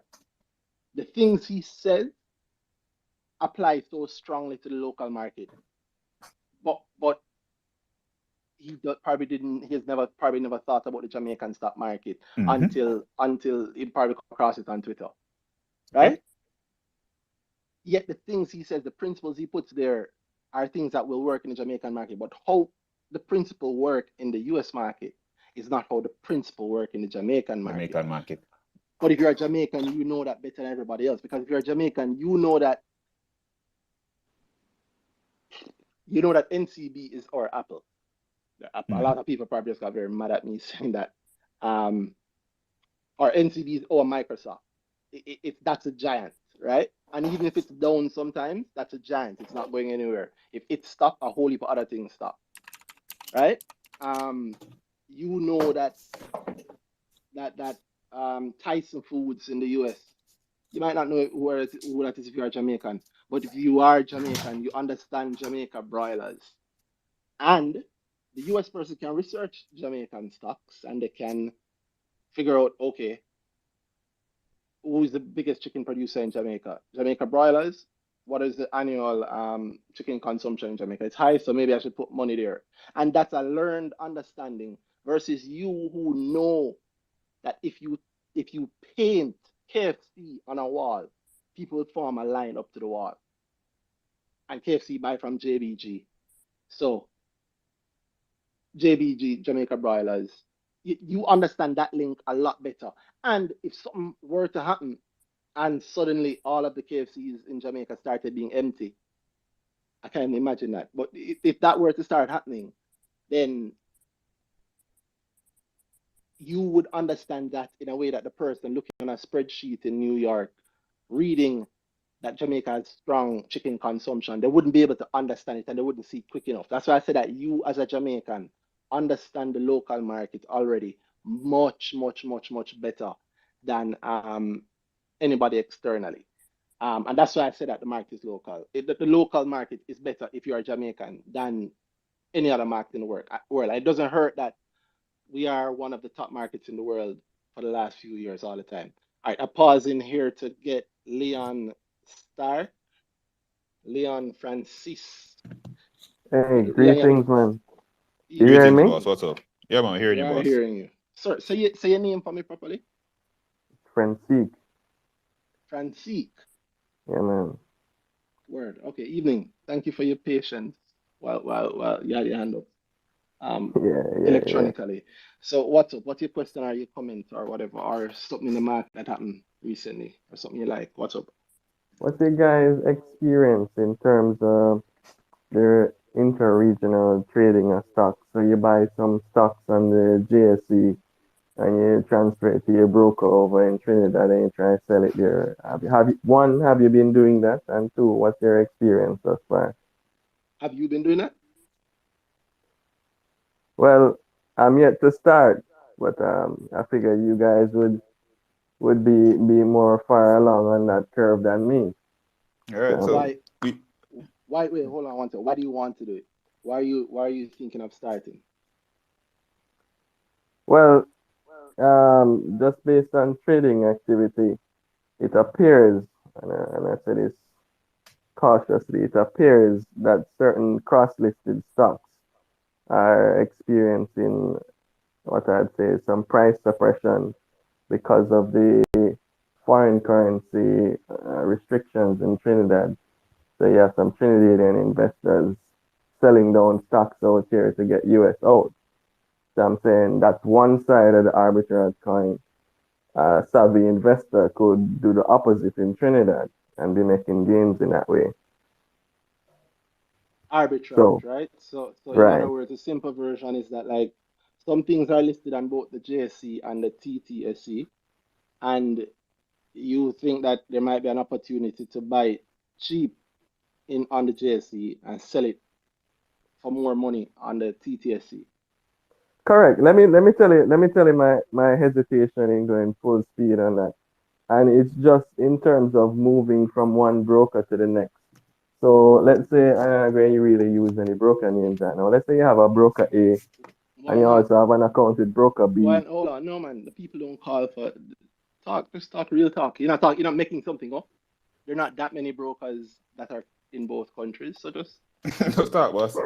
just talk. No, And but it doesn't matter the broker. I'm not saying if you have It stocks, matters. It matters. if you have stocks at one No, broker, hold on. You understand what I'm saying? Remember what you actually called up the first thing you asked. And you ask about like what do we think about it and what's what are the your experience experience. been in terms of intra-regional trading? And the point that I'm making here, it sounds like I'm not making, but I actually am making it. It Hmm. matters. The broker matters. That's why I want you to say it. And different brokers give a different experience. I see. So, so what say the broker that you have in mind, and the more precise you are, is the more precise we can be. All right, fine. But this part doesn't have to do with the inter-regional. This is just the trading across the different brokers on the JCSD. So moving from say NCB cap to a JMNB account, right? If you have Mhm. some Grace Kennedy shares, let's say you have 1,000 Grace Kennedy shares with NCB cap, and for whatever reason you decide to move those shares to JMNB. Now, in my experience, it has taken a week, 2 weeks, or more, depending on the situation, to get that transfer enacted. So I was just wondering, and I haven't gone down that route yet. How long would it take if you were to do that transfer from the JSE to the TTSE? Mm-hmm. But right. But I'm getting the impression that you guys haven't gone that route yet. Yeah, or have sure. you? I have not personally, on a personal capacity. No, I'm not sure I want to talk on this. That's the problem. I'll speak on it. I'll speak in a way that we can speak, because I have had a conversation with people who have done it. Yes, I can tell the experience at least. Yeah. But I was thinking that when he was speaking, so that's why I asked him the questions I asked him. So let's go back to the real question, Leon. You want to know about trading from one market in one country to another country, right? In this case, you mentioned your example. You really mean Jamaica to Trinidad, right? Right. All right, so let's carry everybody through it then. How many brokers do that?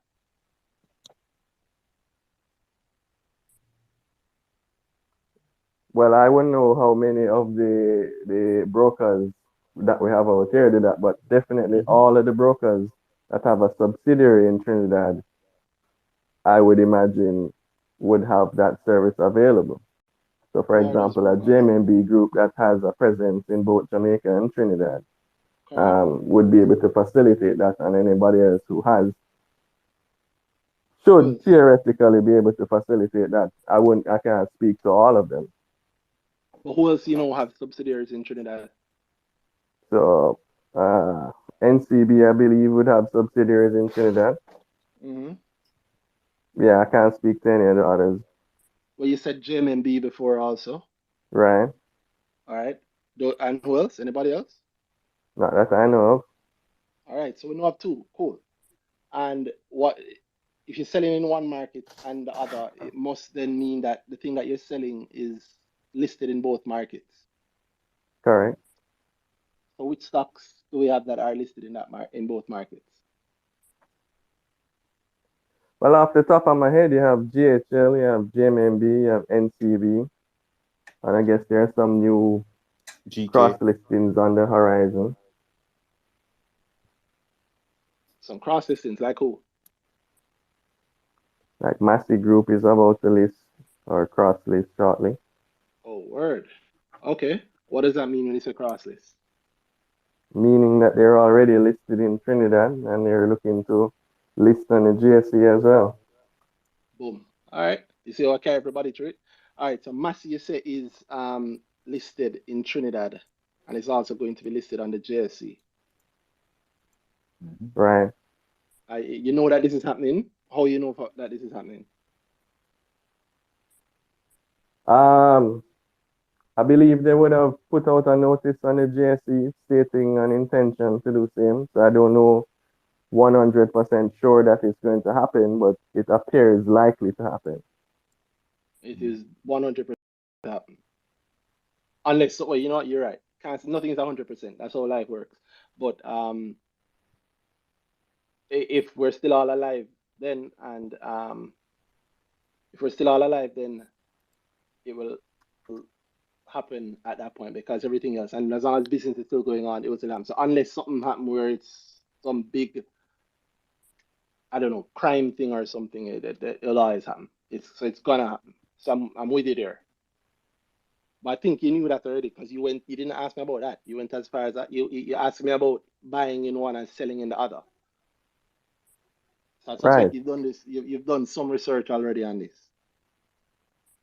Yes, I've just not completed. I've not gone the full gamut. I'm just wondering at this time if it's worth the effort, because it's certainly a considerable undertaking. It's not something you just wake up today and decide you're going to do. There's much legwork involved in the process. So I'm just trying to get some feelers out in terms of whether it's theoretically sound. Well, more than theoretically sound, if it's practical, because it appears on paper theoretically sound. It makes sense. You see for example, GK trading here at say $98, $99. You do the conversion in the TTS, you're trading around 144 thereabouts. So Alright. it's almost Yeah, a so no-brainer. If I have GK, why here, not just yeah. sell it in Trinidad, right? Yeah. But clearly there is something more to it. You know, Alright, that if because if people don't know about it, arbitrage could be one. if arbitrage were to happen as it should, then the prices in both regions should be equal. You agree? No. Depends. As Actually, in, actually, where you're going, if it becomes efficient, it becomes up. But then there are certain Exactly. but If it were perfectly efficient, yes, then you'll find a all the point. sellers I get would what you're sell saying, it. Right. but that's not always the case, especially in situations like this. Right. Especially the preface that you said it came with, that it's because of Trini people coming here for the US dollars. exactly. It's never the case. There is a pressure. If that's the case, and there's a pressure there that's not going away just so. Right. So there's Well, an anomaly that creates that arbitrage opportunity at but present. there's always an anomaly. There's Yep. always an opportunity. At every point in the market. Because it's Okay. human beings. It's human beings. Yeah. So we're all living different lives. So the people in Trinidad are experiencing something different from the people in Jamaica, but we share the same GK. So Right. for me, I wouldn't sell my GK shares for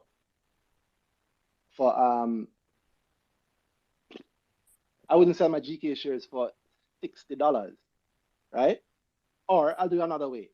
I wouldn't buy GK right now for $180 because I can buy GK right now for $99. All right, I can get what's on offer is 58,950 units at $99 per share. That's the top offer. So I could buy it. So why would I buy the same shares for 180 when I can buy them for 99 right now? Now, if I were in Trinidad and I had a business that had trouble, according to what you've said, it's crazy to me how you hesitate to name the brokers, you hesitate to name the companies, you hesitate to talk about what you're doing, but you were perfectly okay just saying the first part. When that's probably the part that you should have been a little more afraid of. Anyway, in Trinidad, with what's happening, this theory that I've heard many, many times, I don't know where it's from. I think it's one of the things that just got said and everybody started repeating it. It sounds good, it makes sense, it sounds good. But not to say it's not happening, but I think people have heard that. Nobody showed me the evidence of it. However, here's my point. In Trinidad, if that is happening, I am willing to pay 200, the equivalent of 200 Jamaican dollars, let's say, to buy some GK shares because I can transfer them to Jamaica and that might cost me 5%. And then I can sell them in Jamaica at 50%. I don't know if they do as low as 50% lower, right? But let's say in this pretend world that they do. I'm willing to do that because when I do that, I can also instruct that broker to change the money to US after you sell and buy this thing for me that I need. And the broker will do that because in Jamaica, we don't have any issues getting US dollars, really. But in Trinidad, it's a lot harder. And it's so much harder that you have to pay so much more for it in Trinidad that the cost of paying, the cost of paying more for it in Trinidad is higher than the cost of buying this Jamaican share, this Jamaican company share, selling it in doing that inter-CSD transfer. That's what it's called when you transfer from one brokerage in the country where something is listed to another country where the same thing is listed, an inter-CSD. The cost of doing that and selling it in Jamaica and getting the US in Jamaica is lower than the cost of buying US in Trinidad.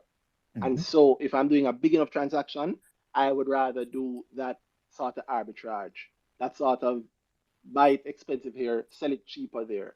Because I am willing to do that in Trinidad, Randy, Jamaican Randy has an opportunity to do the opposite, to buy the shares for cheap here and sell it to Trini Randy for 180.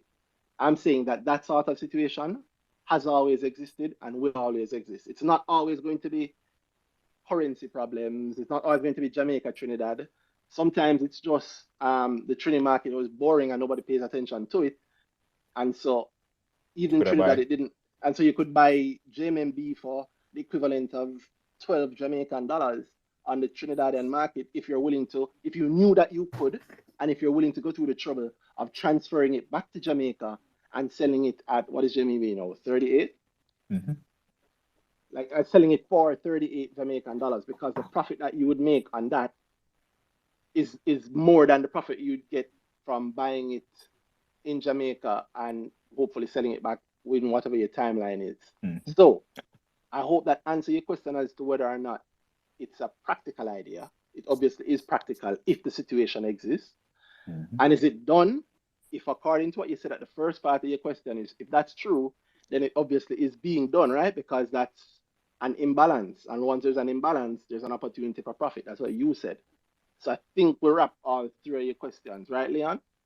Three of No, because No, I think I know there's still something in there. You're asking man. about the experience to do it. right, I'll share that. So not my experience. It's not Randy, my experience.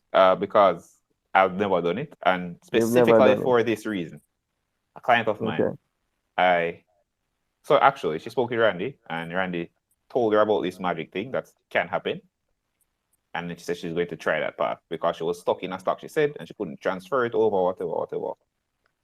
So she did it, and the time was dismal. One, to get the shares over there, she said one is a whole customer service problem because there's no defined channel within the business for, this guy's doing this, go forward and do this, right? That was lost. Right. So you know how that go in Jamaica. She was calling desks, and she couldn't get whoever, whatever. This person gone on vacation, finally get through. This person don't really know the process. Then eventually contact Trini. Took weeks to go down there. Remember a foreign currency issue in Trinidad.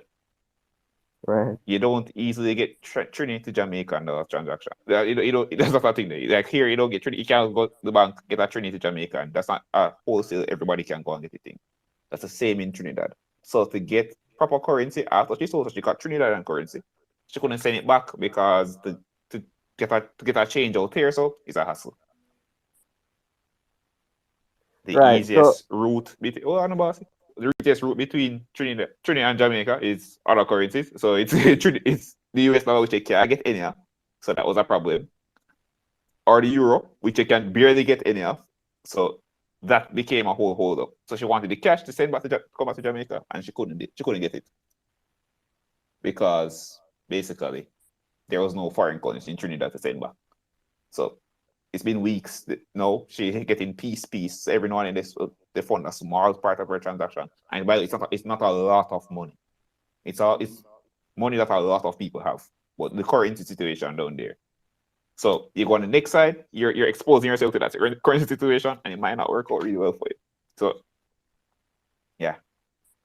Right. So you kind of indirectly answered Randy's question as to, if you want to wait, whether we're speculating or whether it's fact, but the currency limitations there is fact, well-known, well-documented fact, and there Danhai just gave it evidence. But aside from it's that, not though, whether or not the currency situation is fact. It's whether or not then Trinidadian people have been investing in the Jamaican stock market in order to sell cross-listed stocks to get US currency. That is the thing that I'm saying. People say it's fact, and I've never seen one person show evidence of it. I'm not saying it's wrong. It actually makes it a practical point. I've never seen anybody. I've seen it come from somebody that I suspect would know what he's talking about if he said it. Yeah. Because he's very close to that. So him saying it gave some level of credence to it, but I'm not sure the level to which it's being done and that type of thing. I would love to see those numbers if it was actually happening. That would give me a cold road to go down in terms of how I do certain things with certain stocks. If that was the case. If somebody could show me, this is the amount of money that's flowing from Trinidad to Jamaica and whatever, and is it significant to us, really? I don't know. And you can get a lot from that kind of information, but is it actually being done? In what level? Probably very likely is. Again, I see somebody who I think would know, but to what level it's being done, I don't actually know that. As I mentioned at the start, my hesitation really came from my experience just doing an inter-CSD just right here in Jamaica from one broker to the other, it took me weeks. So Yep. I was thinking that if in Jamaica it takes you that long, then clearly, moving from country to country, two completely different jurisdictions and exchanges, it could likely take an exponentially greater time, and you actually confirm that. So thank you. But No, he on a didn't more confirm it. Be careful. He didn't confirm it. He said it could be true. You need to actually check. No, it has happened, but and I'll give the other side of it. I know somebody else died, and there's one thing I actually haven't told you about this yet, but yeah, I'm up against the wall of like we give a lot away for free, but we don't give everything for free, and I don't always want to give everything away. But it might have been annoying, but opening a brokerage account used to be annoying. Still might be a little annoying depending on who your broker is, but it's a lot better, right? The more you do it, the better it gets. So no problem exists forever. And also, where there is a problem, there is an opportunity, which is why I'm saying to you, might not know it at first. That's I like to put the things out there, but don't always make it clear. If you verify if there actually is that thing happening with Trinidadians and Jamaicans, verifying it helps you to reduce the risk of it. Because instead of going off what somebody say, and it sounds like it fits the reason why JMMB is low when it shouldn't, the share price shouldn't be down where it is, it's undervalued. Aboriginal sentiment the other day say, with the next results, it's probably going to, the PE is probably going to go negative. It's probably going to go disappear, not go negative, disappear with the next profit, right? And along comes a reason that matches that. Oh, it's not that people are willing to sell their shares for whatever reason in Jamaica. It's that somebody outside of Jamaica is selling to get US dollars. Oh, that's why I can't go, right? And I'm not saying it's not happening. I'm saying it's imperative on us if we are serious investors and we're going to be trying to make money off that. The first thing you want to do is verify that. Because if you're wrong and the real reason it's happening shifts, that's how you end up losing a lot of money. Because as far as you're concerned, the thing that you were doing is not changed because the fundamental around it don't change. Yeah, exactly. But it's then still hard the to thing get in US Trinidad dollars. actually happened. If you're sure about that, again, I would so be sure about it as much as you can. I think it's happening. I just don't know the level, and that's my risk. I'm not willing to take. Agreed. So right now it's just an hypothesis that I'm looking into. Yeah, but I know people who are doing it, so I don't know. You can take with that what you will. I know people who have done it. I know people who are doing it. And wherever there's an imbalance, there's an opportunity for profit. So I'm not going to say it's not done, but I'm going to tell you that if you want to do it properly, you need to understand what you're going to do, not just me here say, because that could shift like that. The real reason, if whatever the real reason is, could shift like that, or it could shift hard. But it's up to you to understand what causes it to shift and when it's going to shift, and when it does shift, how much has it shifted, and does that then stop that problem? And remember, if it stopped that problem, then what happens? Chances are the shares on the Trinity market will fall and the shares on the JA market will go up, right? If that's the real problem. But then what would that cause? An imbalance. And wherever there is an imbalance, there's an opportunity for profit. So what I'm trying to hint to you to wrap it up is not to worry about so much about what the experience of doing it is, but more to worry more about the strength of the basis that you are going into this thing or proposing, hypothesizing, going into this thing with, because that is more important than the experience. A broker that take long to send you your profitable money, your money that you've made in profit back to you, is a bad experience. But a broker that very quickly returns the losses to you is also a bad experience. And in my view, that's a worse experience, even though it's great brokerage service. So I'm saying, know what the broker is. Yes, the experience is important for the operational side of things, but the important thing is not going to be found in the broker. It's going to be found in the what you're getting into and the why you're getting into it. Get me? Agreed. All right, I'll take your point, man. All right. I hope to show people that if I could preach, it's not accidental. I get his question very close. And thank you, Ikem Smith, by the way, on YouTube. You're right. I got his question that he was asking, but I also got the thing that I know needs to be put out for somebody who is considering doing this sort of thing. It's the why is more important than the what. Trust me. And I hope we fully answered your question, Leon. But if not, you can ask, or if you have another one, since we put it through that, if you have another one, you can ask it. No man, I'm cool with where it is now. Let's keep up the good work in terms of, spreading the financial literacy. It certainly helps the market a lot when you have more knowledgeable investors trading, or participating. Let me say participating in the market. Because if you look on the other exchanges, which are, well, they're relatively dormant compared to the JSE, They're lame. They're lame. Right. They're lame. Even the training So, market lame. It's Dog, just yeah, yeah. where they just start get good because we care about it and we are getting into it. right. But the more people who understand the stock market, the better. The better for the market, the better for everybody. So keep Yeah. up the good work, guys. All right. No, Agreed. no problem. Yep, Yeah, man. no Big up, problem. big up, big up. Come All on, bless right. up, boss. Boy, Danhai, that one dicey to walk on sometime too. I feel an attraction to that sort of arbitrage because Mm-hmm. it very guaranteed, brother. You need to look at some of the numbers. Oh, I'm saying to some of the Yeah. numbers. You know what I'm talking. Yeah, we spoken Yeah, about this. Yeah. yeah, but no, well, we will talk again because I've been looking at some things Okay, and okay, great. yeah, Okay. yeah, man. As I said, where there's an imbalance, there's an opportunity, and the person is willing to take on the risk of the imbalance often benefits from the opportunity. Yep. Sounds good. Deltone, I hope I'm saying that right. Deltone or Delton, Casper.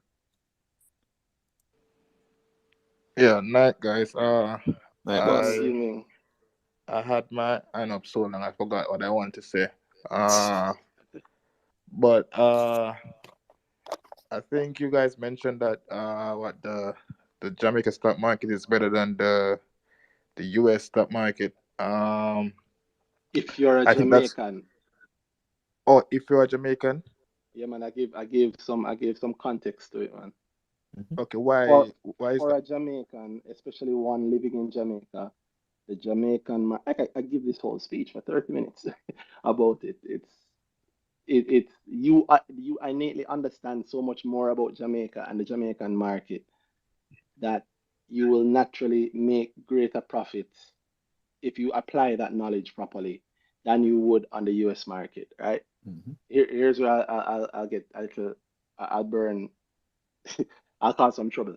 Chances are, if you're a Jamaican investor in the US market, you're buying Apple, you're buying Google, all right? You're You buy buying, the you're same thing buying, everybody else is buying you're buying the same stuff everybody is because buying. that's all I know.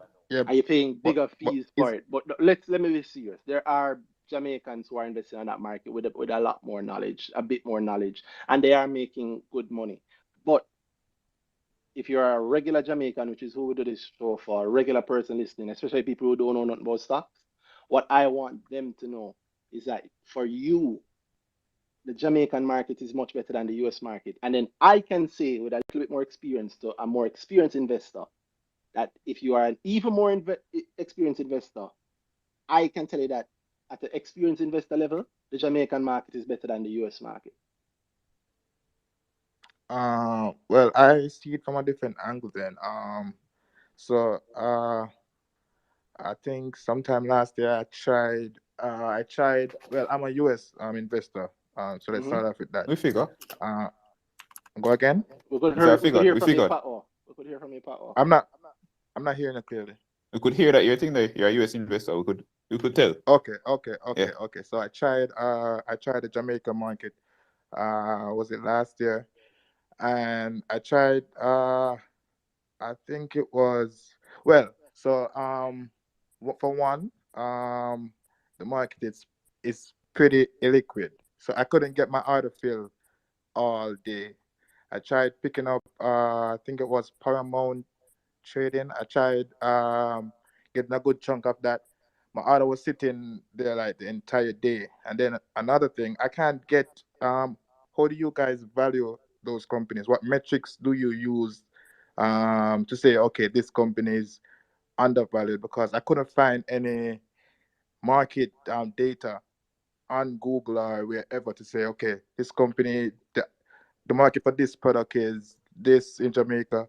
I couldn't find that. So how do you guys value those companies? And also, All right, ask the third one. Go ahead. okay, and also, there's no innovator. There's nothing new that's going to take over a new market or take over any market per se. So how do you guys go about investing What are you in talking old? about? So okay, so if you look on the market, right, I think the companies they're not attractive.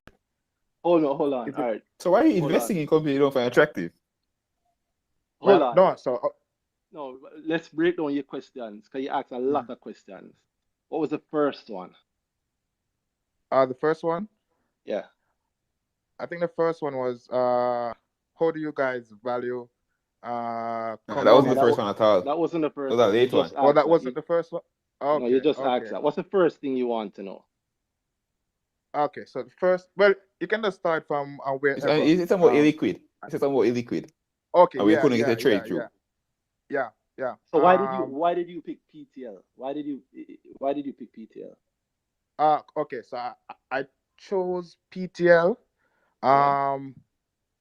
When I opened the chart, I saw that it was once trading at I think $3 plus, and it was Mm-hmm. all the way down to 90 cents, I think. And I went on their website. I didn't see anything bad about the company. Well, they wouldn't put Rev- some bad on their website. Go again? No, when I say on the website, I mean in the investor section. So I dug through their financials, their Uh-huh. press releases. I went through all that, right? So I said, okay, all right then.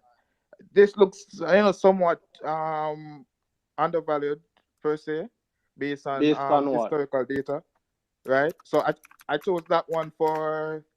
I was just testing it out at first. So yeah, and I had an order sitting there like the entire. I canceled it and withdraw all my money from. I opened an account with Barita Mm-hmm. and I withdraw all my money.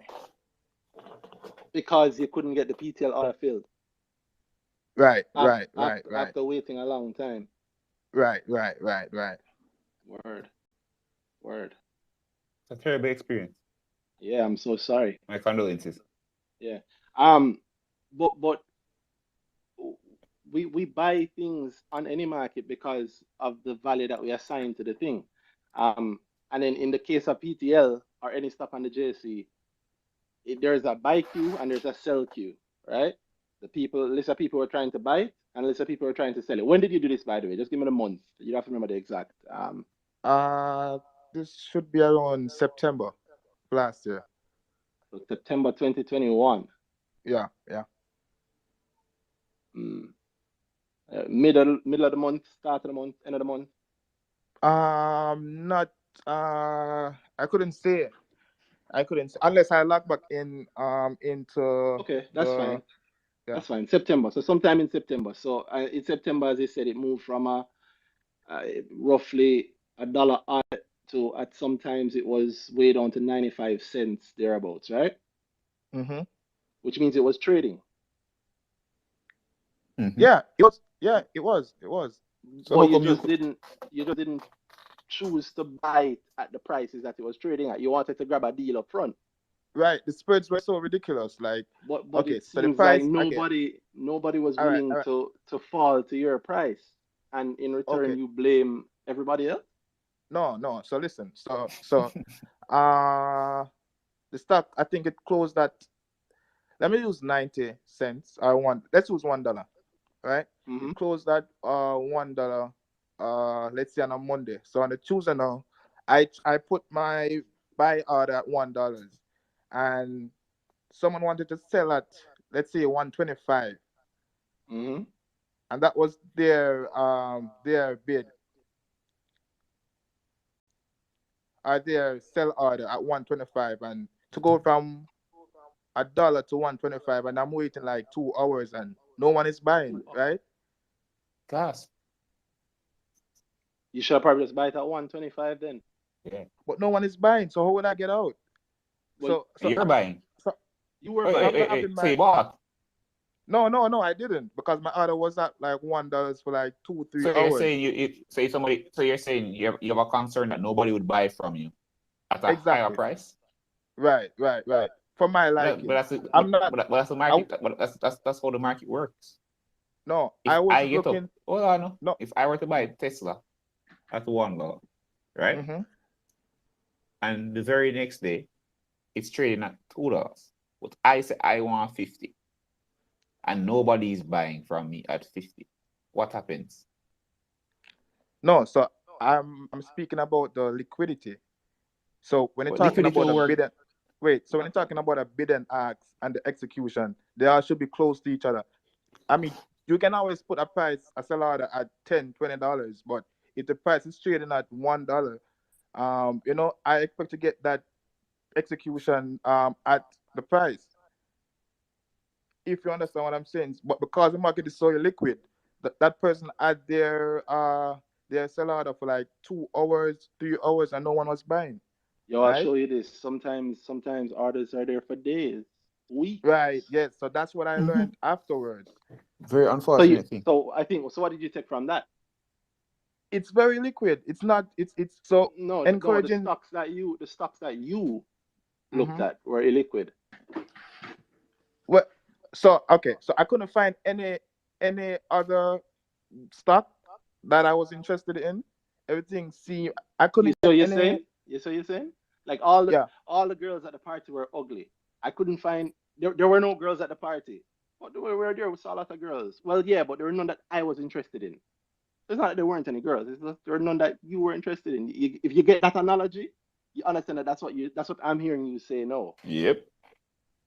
the market has a lot of. It's not the Nasdaq. It's not the NYSE. We have a little over 100 securities, I think, right? But some of them trade heavily, daily.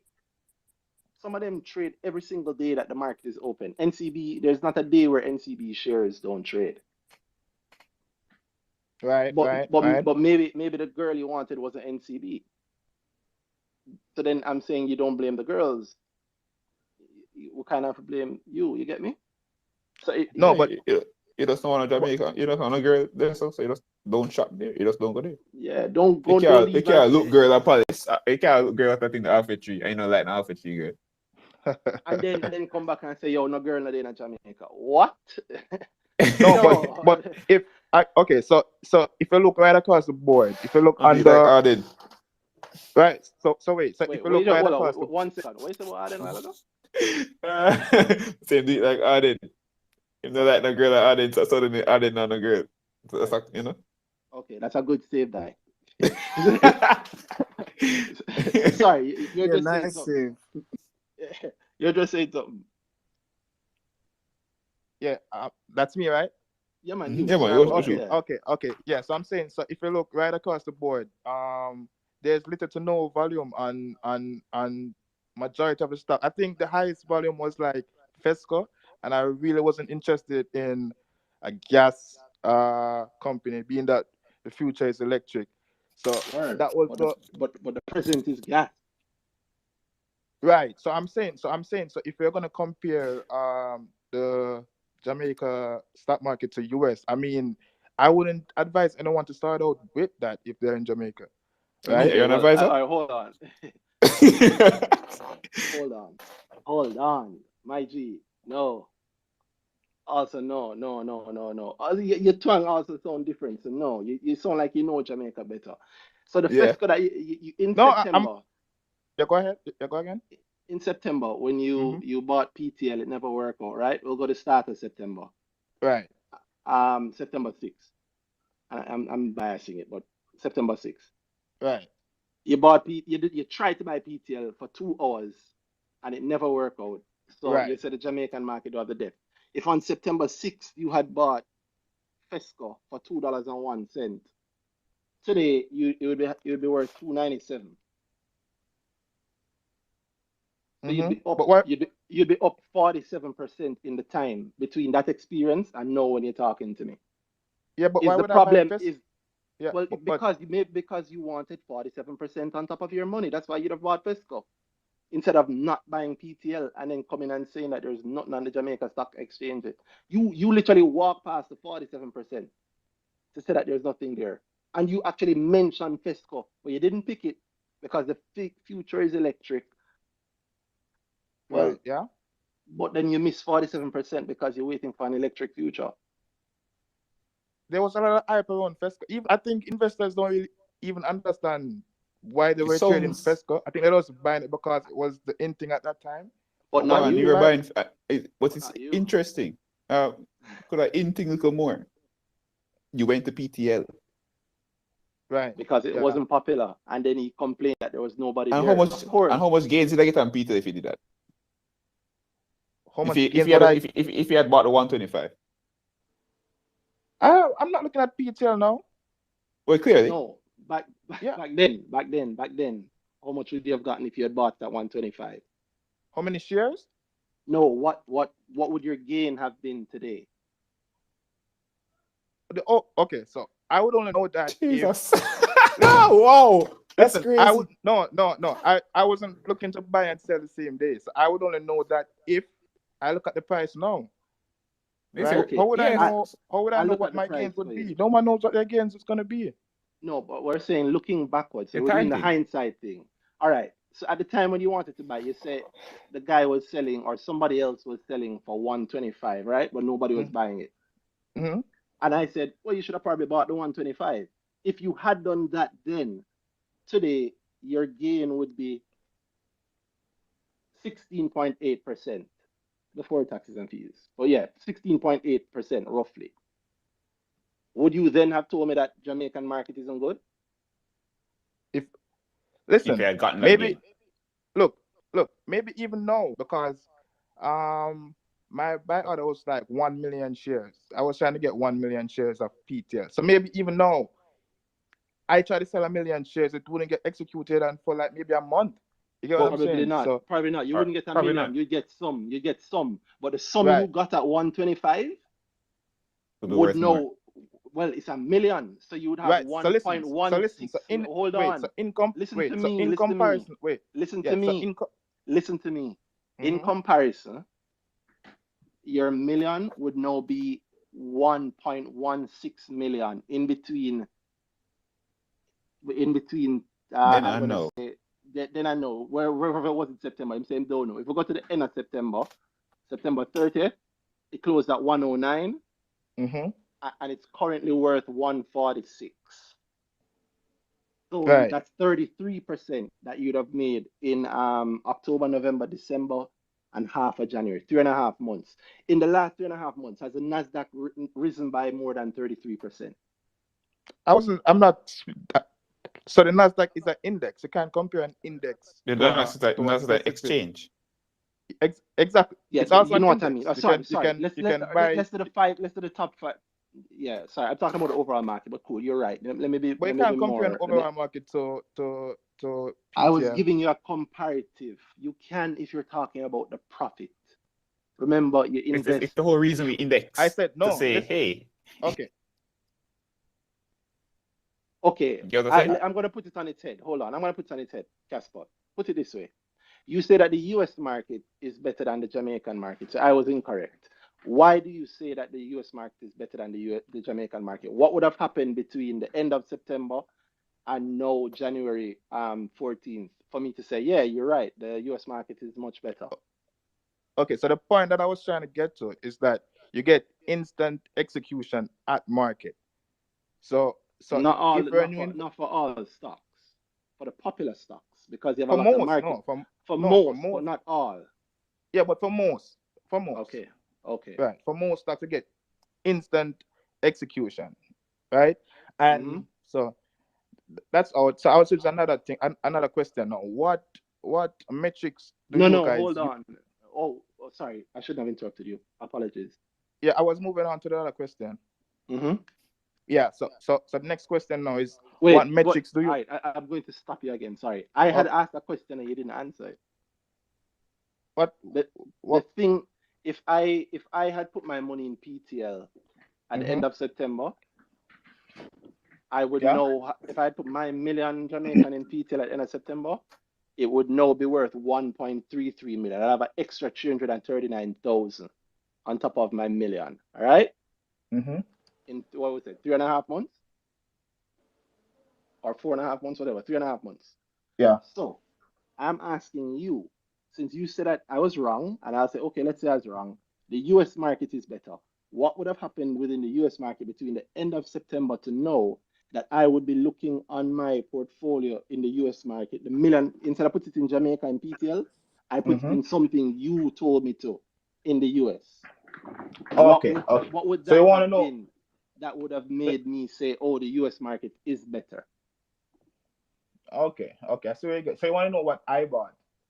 No, I want you to answer literally what I asked. It's not a trick question. The thing I'm asking is the thing I'm asking. What is the thing that makes the US market better that you can prove to me between the end of September last year and now? So you want to know what stock in the US has risen more than 16% from September to now? 33.9, but no, that's not what I'm asking. I know that there's stocks that have risen more than that on the Okay. US market. There's Okay. stocks that have risen more than that on the Jamaican market. Okay. My point is, you wrote off the entire stock market because you went into a stock, didn't Mm-hmm. buy the thing at a certain price, which would have put you in profit by now, by the way, and then you wrote off the whole market because of that thing that you did. Yeah, yeah, right. Because if I can't get my instant execution, if I'm trying to buy something at the price that it's trading at, which was I think $1 at the time, Mm-hmm. so that turns me off, right? I'm trying to Straight buy up, something I can't get it. Cool. straight up, Yeah, straight up. yeah, Up to Isha Moon. You're right. The US market has greater liquidity. It has market makers um, for more stocks than the Jamaican market has. It is a much more efficient market, and the Jamaican market is not as efficient, does not have that many market makers. You can get stuck in a stock. You can choose to offer the wrong price and nobody will take up your offer. You can take somebody Big up. else's offer and then can sell because nobody's trying to buy right, from you right. at the price that you're trying to buy. But the very same thing can happen to you in the US market. And I it, think and then I wouldn't argue market mechanics on a platform and say, all right, cool, this makes it better. I just have to it's whatever market I'm in, I work with the mechanics to see profit. Right? right, right. If I think about this, if I bought some You know the Apple rules and shares, run it. if I bought some Apple shares today, I could buy Apple shares as low as $171.18 today. If tomorrow I choose to sell those Apple shares for $350, will I get that instant fill? No, I think I did touch on that point. I mentioned But you said that that's the issue with the Jamaican market, that no, you no, don't get. no, no, no. I did touch on that. I actually said uh the execution at market price, right? So you can Mm-hmm. always put your bid up or lower or whatever the case may be. But we're You, talking about at No, market, you yeah. right? can do that in Jamaica too. No, because I was trying to buy No man, You PTL did. at he's saying market. no man. He said the market maker will buy from you if you buy or sell at market, and that's true. Right, right. So if Okay, okay. right, And it wasn't right. that you were putting your thing at market, but No, nobody I was was selling at market. Somebody else was right, selling above right, market. right, right, right. Oh, but there are many stocks on every exchange around the world that follow that same thing, including even the US. The market maker will not always buy your company, your Yep. order. If it's a lower thing, if it is a less liquid stock, if it's a less popular stock, the market maker might, if you don't have an agreement with it, if your broker don't support that, you might not do it. There's lots of it. Mm-hmm. This US stock market is much deeper than we like to talk about. It's much deeper than they show on Billions. All right, there's true depth to that market. Warren Buffett didn't become Warren Buffett off Apple and Microsoft. Well, kind of Microsoft, but no, he was Warren Buffett before that. Warren Buffett became Warren Buffett because he bought things that nobody knew about at the time, other than him or the people in the area. He buy a mattress store in one part of one state. him buy a store that have just aspirations to go national, or him buy a sweetie company that just sell really good sweeties at a really good price. That's all. And it wasn't known at the time, and because he got into it, and there are lots of things like that. You enlarge the distribution. You come in as an investor, you buy out the whole thing, you list it back on the market, and you do all these things to give yourself a huge gain way in the future. But don't act like just because the popular stocks get autofills on the advanced markets that the Jamaican market isn't good for that, because there are stocks on the Jamaican market that if you put in the order at market will get bought. There are loads of them. Yeah, You just yeah, didn't but pick one. And I admit that the Jamaican market is smaller. I'm not saying no, but notice what I said. For a Jamaican with Jamaican knowledge, or a person with Jamaican knowledge, the local market is better than the US market. Because a local Jamaican, and I'm going to bash it and say, well, no, a Jamaican in Jamaica knows that while you're right, energy might be the future, these taxis aren't using electricity other than when they hit a pole. All right, these taxis are using gas. And if Fesco sell the cheapest gas, Fesco ever have a crowd, right? Fesco the right location. Fesco And a ever have a Jamaican, road. and to a Jamaican trying to make some money, that is more yeah, important than but whether or not there's an autofill all right, on my order. I think it is okay. So you mentioned that we're using well that Profit, the profit, taxis are using gas.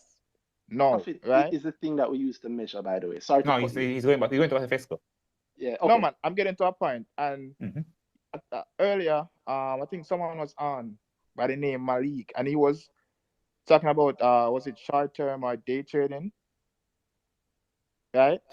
Mm-hmm. So so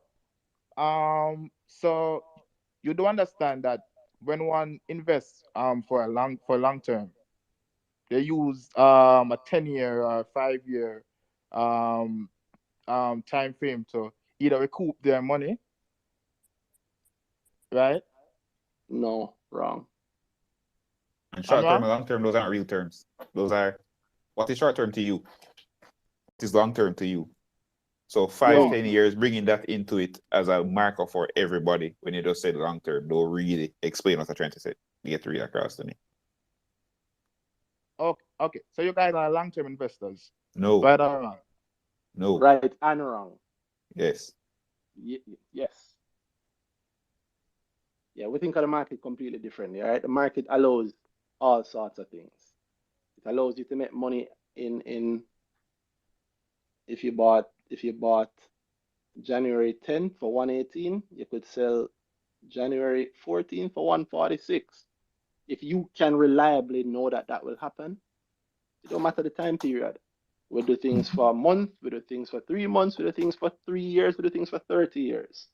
The time is a function of your need, not your investing. Your investing matches your need, not the other way around.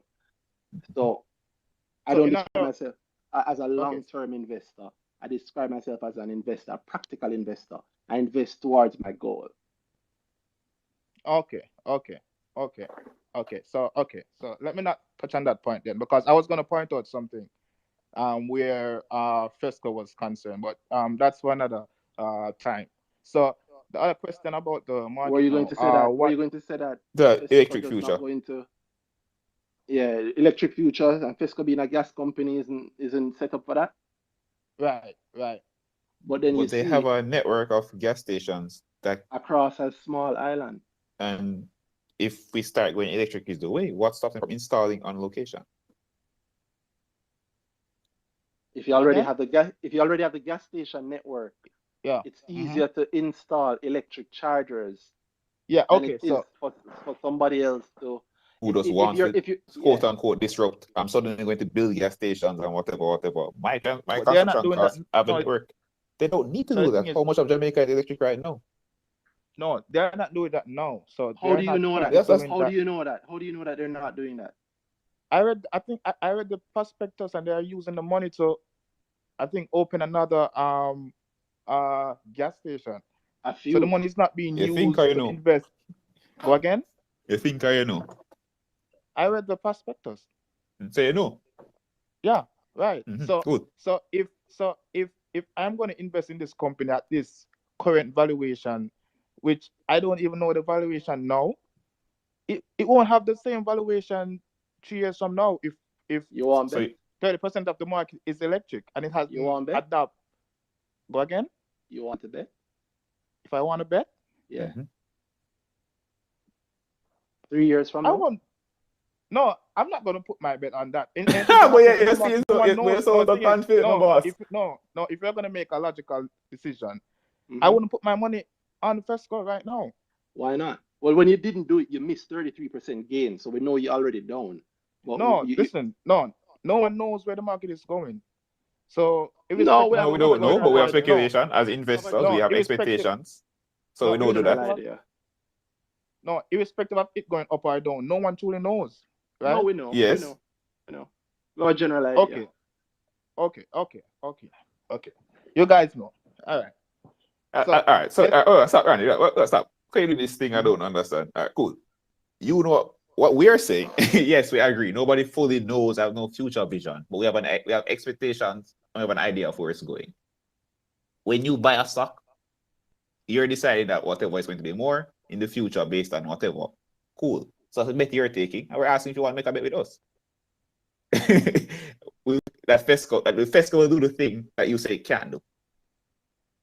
Yeah, but why would I? I don't know what. Why not? Yeah, you trust it and believe it sounds like. No, listen. I'm just saying I wouldn't put my money in Fesco for that reason, right? I put my money elsewhere. Right. What if you're wrong?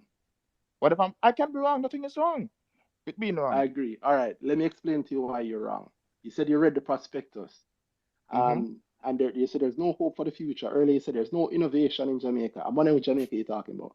We deliver KFC and bikes now, brother. Anyway, so if you read the prospectus, you know what they're doing, right? So what did they say about their future plan? So listen, I didn't read in depth because I don't find companies in Jamaica attractive. Why are you investing in Jamaica then? What's the point? Right? No, because I wanted to try it out, right? I wanted to try out the market. So in the tryout period, I realized it wasn't for me, right? It just wasn't for me. I agree with you. Yeah, it's true. You invest very differently. You find profit where you want to find it. So wait, so let me get to the third. No, hold on. Just because I like to I mentally tax myself whenever I do something that might bore people. So I try to pay them a little bit. So I pay them with a Fesco point because Fesco is a good stock and it's on screen now, right? So Fesco at IPO in the prospectus that you told me you read, but no, you say you skip over. At IPO, they told us about some of the future plans, which includes going to LNG. You know LNG, right? That is also kind of the future, right? Well, it's not the future. It's been around, but yeah, I know. So has electricity. Electricity has been around. We're not talking about. I don't think you understand what you're saying, but yeah, I know about LNG. It's been around for a while. I understand what I'm saying. I think you don't understand what I'm saying. So is LNG considered a green energy, a renewable energy? No, it's not considered green. Okay. You know the N in LNG stands for natural, right? Yeah, I know natural gas. I'm an engineer. So you understand that it's considered more sustainable than diesel and than petroleum. Right. So it is considered one of the things that are looked at for future, the green energy sources. It's not green, but it's considered to be greener than regular. Well, it's better. Well, gasoline. of course, it's better. Yeah, it's better than gasoline. Yeah.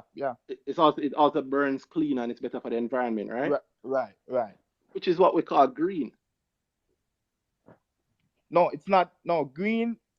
Well, let me just agree with you this time, just for conversation's sake, for time. So yeah, green. All right. It is better for the environment than petrol.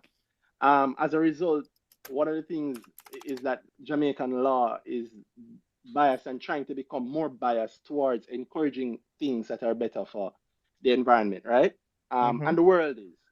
And so if we were to have LNG cars or vehicles that run on LNG, it would be considered better than vehicles that run on diesel, because diesel is specifically bad for the environment.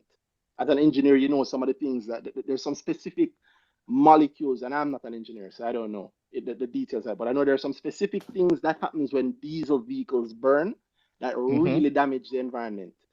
And Right. diesel tends to be used in the more heavyweight vehicles, the industrial vehicles. Right.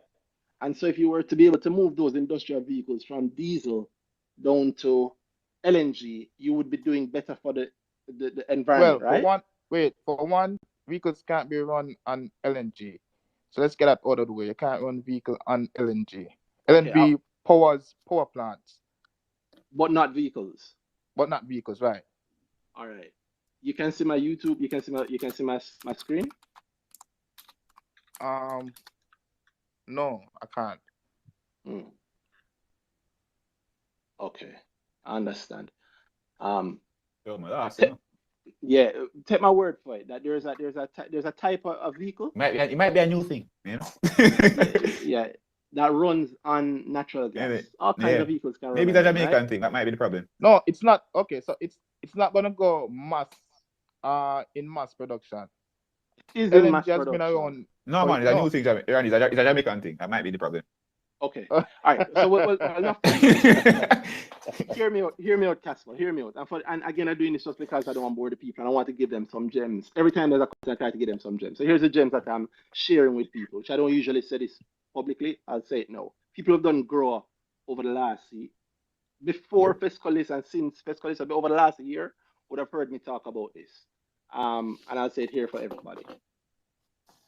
When Fesco was doing their IPO, they pointed out that one of the things that they're doing is they intend to, and they gave a date when they intend to do it, to enter the LNG market, because there's no heavy LNG use and importing retailer in Jamaica, right? And they point out the closest LPG, and they talk about what that market size is, and none of those are listed yet, yes, bro. But they are pointing out that they saw that as an area of opportunity.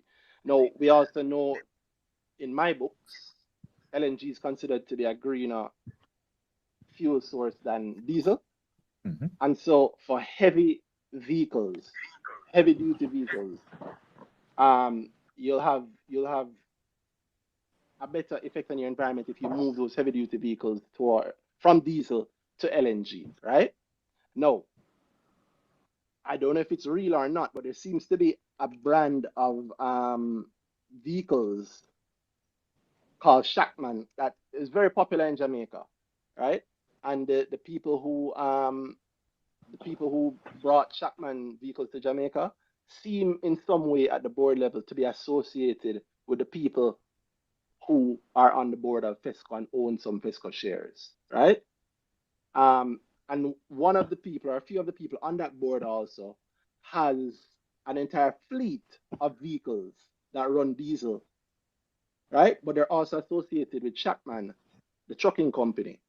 Shackman also has a new line of vehicles that run off LNG.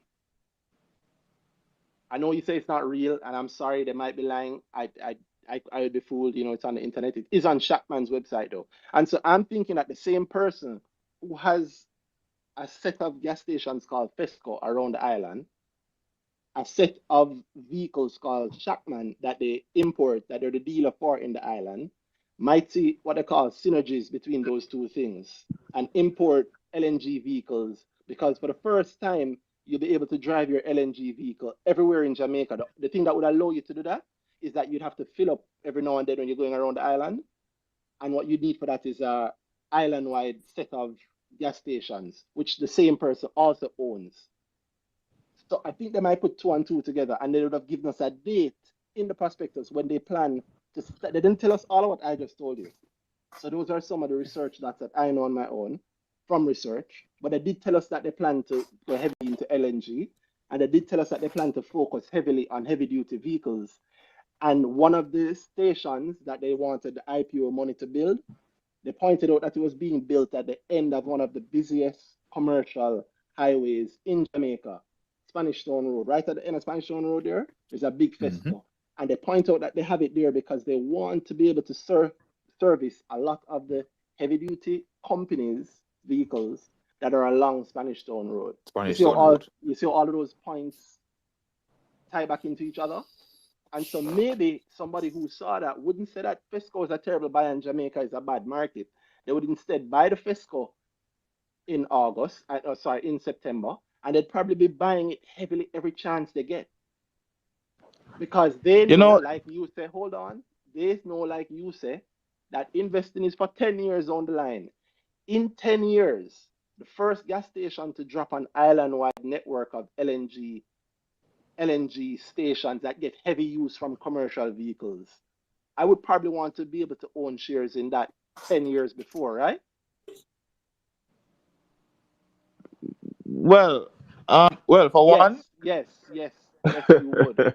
you put the words in my mouth, but if you didn't, that could be seen as the mistake you're making. And instead of saying that there's nothing good in the Jamaican market, maybe you want to adjust how you look at the market, because the problem is in the market, brethren. The market is never wrong. I think the problem is the Shani's saying 100 and something %. Wait, so she might have found something good in the market. Wait, so that kind of brings me to the point, to my next question, where I'm asking, how do you guys value? Yeah, how do you guys? Yeah, I think this is an easy answer, Andy. Well, actually, that's what I was interrupting him earlier to answer, because I know he had asked it. So I think he's seeing the answer there with value of profit. Well, I'm seeing some correlation, but I want spot on. Answer was really good. Profit. It's on growish. Yeah, so I think you need to grow up badly. I think you need to grow a session badly. Link me and I'll give you specifically a discount for grow. I think you need one badly. But how do I value companies? The same everybody else do it in dollars. Profit is how I value my investments. You notice how when you're telling me that one thing was better than the other, it's not your investments. I'm asking, how do you value companies to invest in? What's Fesco's? That's the same thing. Because I hear guys talk so much about prices and movements, but what's Fesco's market cap currently? 7.4 billion Jamaican dollars. And what's the total adjustable market for whatever they're doing? Do we know that? Yeah, it's everybody in Jamaica that uses vehicles, including the heavy duty vehicles.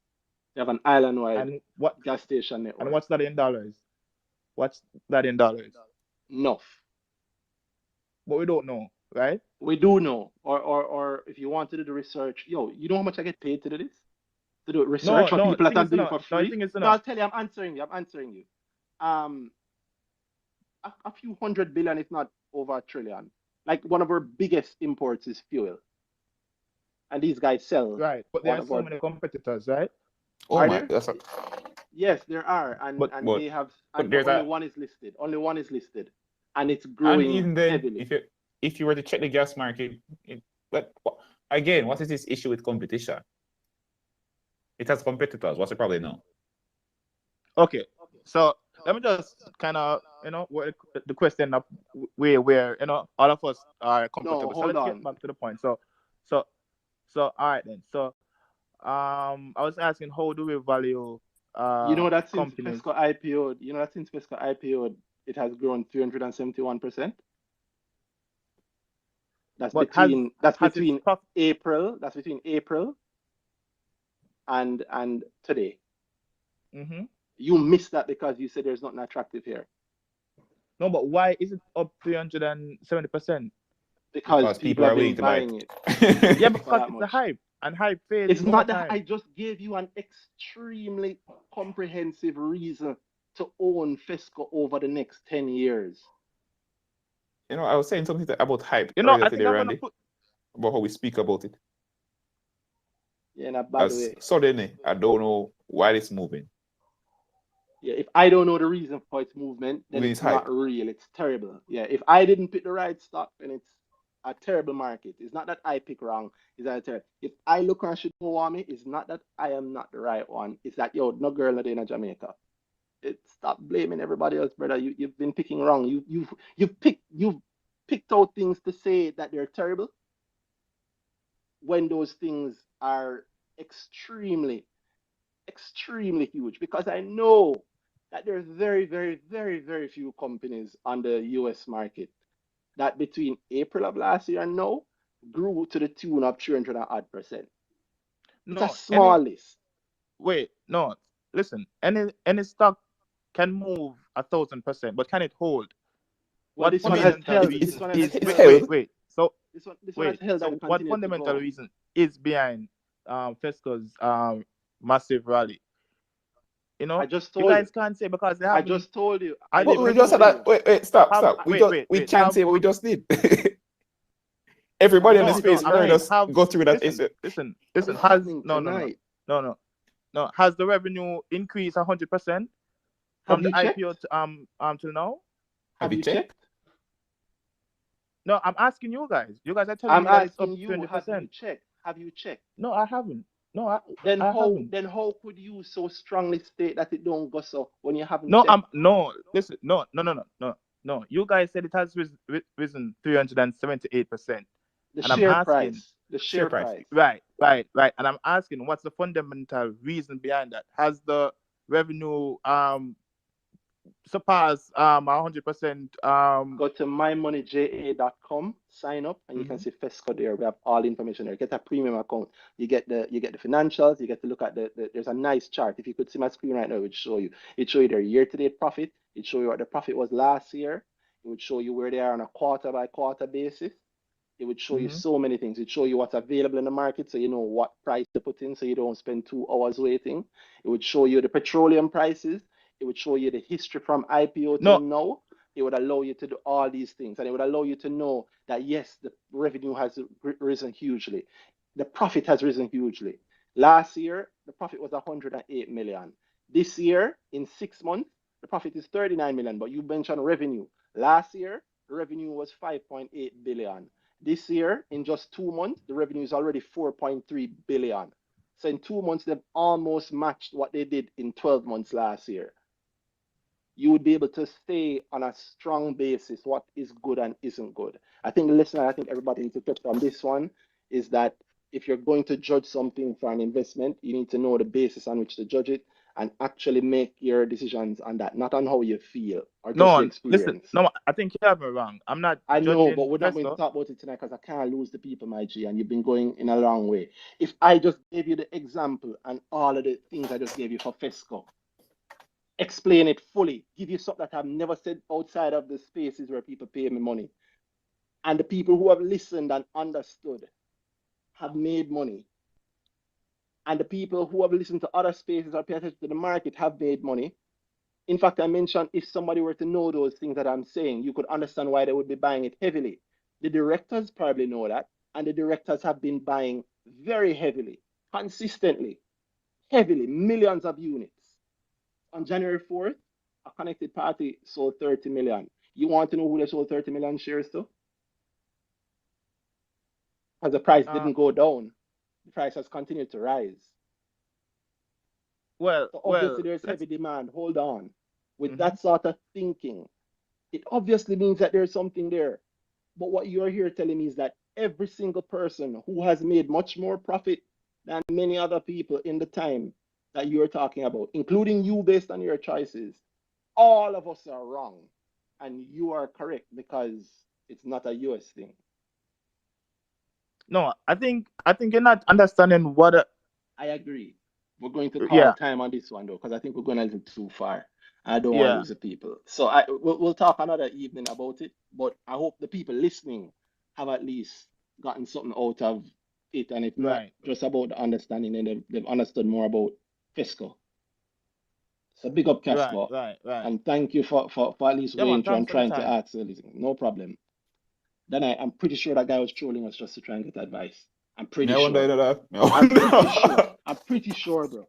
It work, If you're smart, it will work for me, Because look how did he said he's an engineer and said LNG is not green. And he said, no, it struck me. I can understand if you're going from classification, don't know it is not, because though yes, but I can see where I'm trying to say, cool, green energy is clean energy, whatever, not cleaner energy. But then the truck thing they with me. Man said, not go so. Yeah. There's no trucks, no heavy duty vehicles that use LNG, right? Shackman, you know Shackman though? On them website, then paint the front of the truck green. Green. Oh my God. New energy. These vehicles use natural gas, CNG and LNG as fuel. As fuel.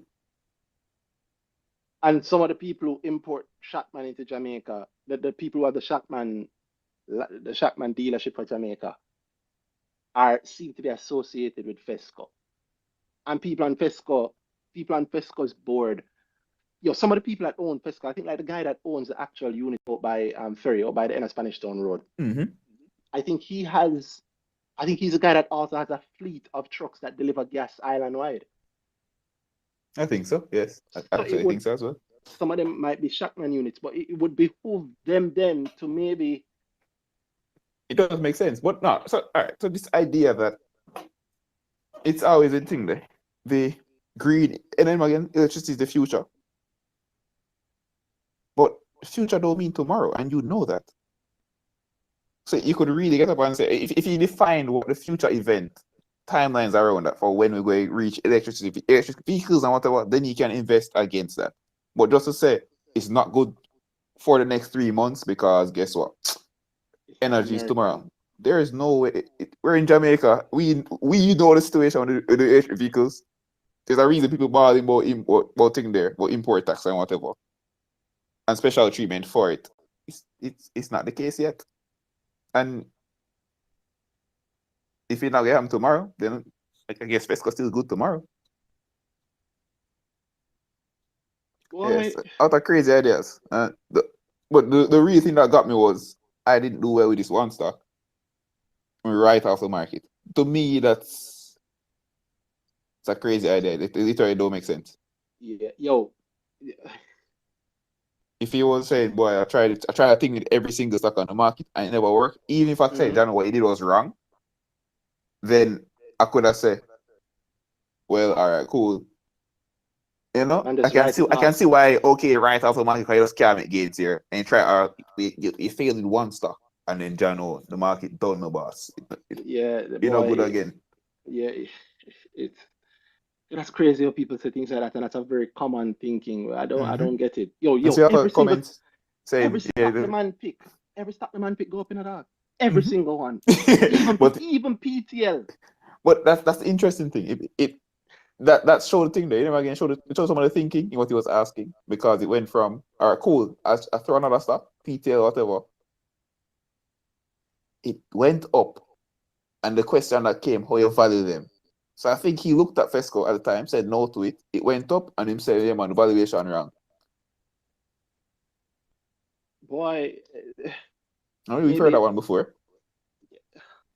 But yeah, that's crazy to me though. It's crazy to me that, well, he's a special type. Like I said, I think he's trolling us because, like, how do I show the Shackman thing on the web? The man said there's no such thing as a LNG truck.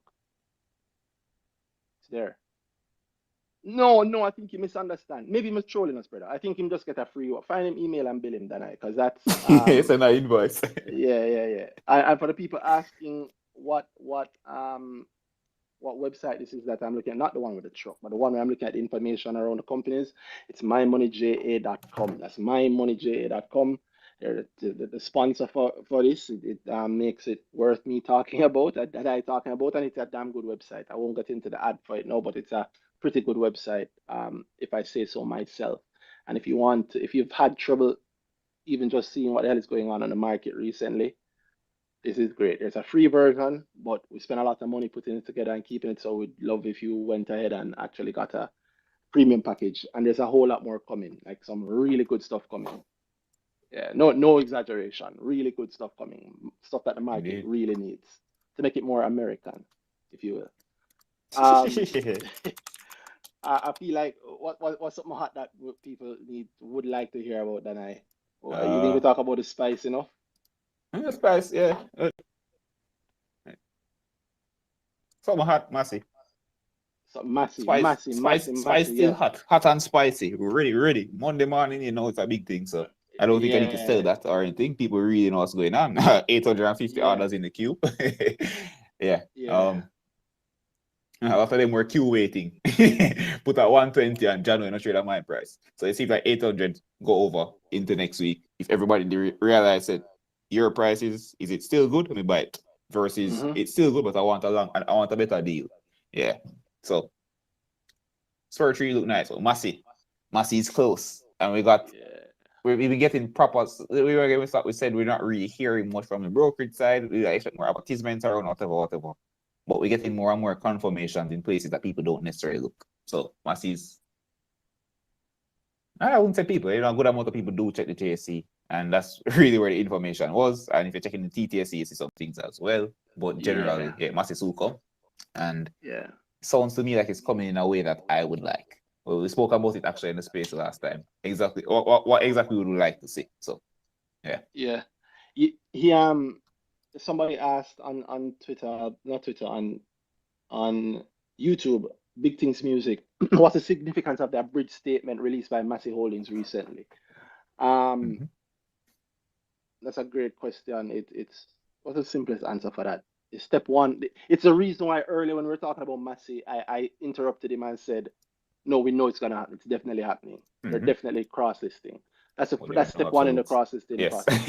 Yeah. There are no absolutes, but that's step one in the cross-listing process. That's how it's like. It's as if you're listing by intro, you're doing that. Exactly. It's the equivalent of Spur Tree putting their prospectus out. Yes, basically. It's literally the equivalent of that. But they're not asking you to buy anything from them. Exactly. Nothing is being offered to the public. We're just about to list it. Now, if you listen to last week's space or a couple more of them before, Danhai, just like you predicted, we were right. They're listing by introduction. Oh, act surprised. And when is the stock split? March. So you're getting the shares before the split. Which basically I love that. Yeah.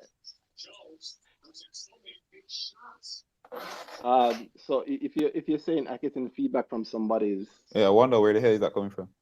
Yeah, there we go. I fixed it. Sorry. Yeah. So they put forward their let me show you from the JSC's website. Oh, oops. I guess that's down. Yeah, bro, that site, them change and get worse. You think so? I kind of like it. I was trying to open a document and Jesus, it just wouldn't happen. And then the lags are still there, and it's very unwieldy. Looking for things. Yeah. I disagree. I really like it. I really like it. Well, like Randy. I'm just happy. I wish if I knew it was gonna be this good, I'd have encouraged them to change it long ago. Yeah, it's a wonderful website, and I long may it live. Important notice that there's a Massey average statement. Look, they have pictures for everything now. I love it. I love this website. It might be a little clunky, as you say, but I like that. Everybody don't need to be smooth. Everybody don't need to be quick. The data don't always need to be there for everybody. Some people need to be great. And to be fair, you can get a lot more information now from that website about some of the more obscure things. Like it's really easier now to find like the rules, the market rules. Yes, actually, it's actually easy. So. Yeah, that used to be something you have to dig for. Yeah, it might be a little harder to like find that market quote. Yeah, but get a JTrade account, get a MyMoneyJ account, you're good. Yeah, the two work together. So this average statement from Massey, blah blah blah. Read it, do some research on your own, come to grow. But the short version of what it is that count 2 weeks after this date. Yeah, this is the company and the must list. Right? Now, if you don't actually read this, you might end up saying that there is no good company in Trinidad or that there's nothing good on the JSC. But if you do read it, it would appear that it could appear that this is something good. That this is a massive company. Bigger than GK. If you're a Jamaican, you understand what bigger than GK means, which is why I said the Jamaican market is better. People in adjacent spaces. Just products. Yeah. That's funny. Yeah, Indeed. because Massey has a gas arm. Massey Gas is in multiple countries. In Jamaica, Massey Gas is called Gas Pro. Mm-hmm. And they've spoken about they've spoken about coming to the Jamaican market as part of the reason why part of the reason why they said to come to the Jamaican market is because of opportunities to get more capital. Mm-hmm. No, we could do an entire space just on Massey. I don't like. I'm actually excited about what the type of company that it is. Mm-hmm. But what that says to me in layman's terms is, don't be surprised when they come here and they do an APO. Mm-hmm. Yeah. That's simply it. Don't be surprised when they come and they do an APO here. Like the list for introduction, the next step, or they could maybe somebody cashing out. Maybe somebody cashing out. I saw a line they said thing there. A friend of mine was worried about it because along the same Jamaican people are selling Trinidad people are selling shares in Jamaica. And that was one of the listed reasons for Massey coming here, to say that international investors can think that, where is it? Return on equity is improving, blah, blah, blah. Yeah, so give international investors better access to hard currency from their trades.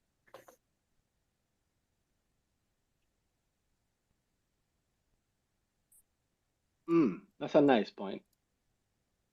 They said that where? Sending it. It's a quote. Massey said he knows a company financial statements, so it should be in the financial statements, one of them. But it's a news article. Yeah, so it must out. Take us out and confirm. Sprinkle. Yeah. Yeah, it's there's lots of opportunity there. I think they'll do an APO. And I mean, here's some more anecdotal stuff for APO, right? The listing agent, the listing broker it's a dual broker thing in Trinidad. It's Think First Citizen, which is the second largest owner of a brokerage house in Jamaica called Barita Investments Limited, which is the sponsoring member on the JSC. Right now, if you cast your mind back, like we said the last space about how the US, not the US, sorry, cast your mind back to how we said that GHL and the points that NCB made around GHL about being a market maker, believe it or not. We have some in Jamaica. Being a market maker for GHL listing, and they were the sponsoring member, I think, of the GHL listing. Now, in this case, when you have Massey coming to Jamaica, with Barita being the sponsoring member, and obviously them having some business link there, and Barita obviously having a lot of experience with handling large APOs within the space, multiple times, as we say, almost every year, then it makes me feel like Massey, who has said that part of coming to the Jamaican market is to get capital, it makes me feel like Massey might link with the broker who is most known for doing APOs, Barita, and they might do an APO. And I can see it working. But even without all of that, they've already given us a reason to find the stock very, very, very attractive, right? Yep. Which is the stock split. Split it March. Yeah. Split in March. Yep. So yeah. Get it before the split. I think that's a calculated move. Very calculated, because I believe that the original split date was earlier. I think so as well. I saw things around January, but I have to confirm. But yes, we saw some of those same reports. I'm not sure that why we're not finding them again. You know that go. So yeah. Yeah. So it's if people, again, I think people lost when they hear that. It just Massey is definitely coming. When this comes out, it's like it starts a ticking clock. 14 days after this comes out, they have to list.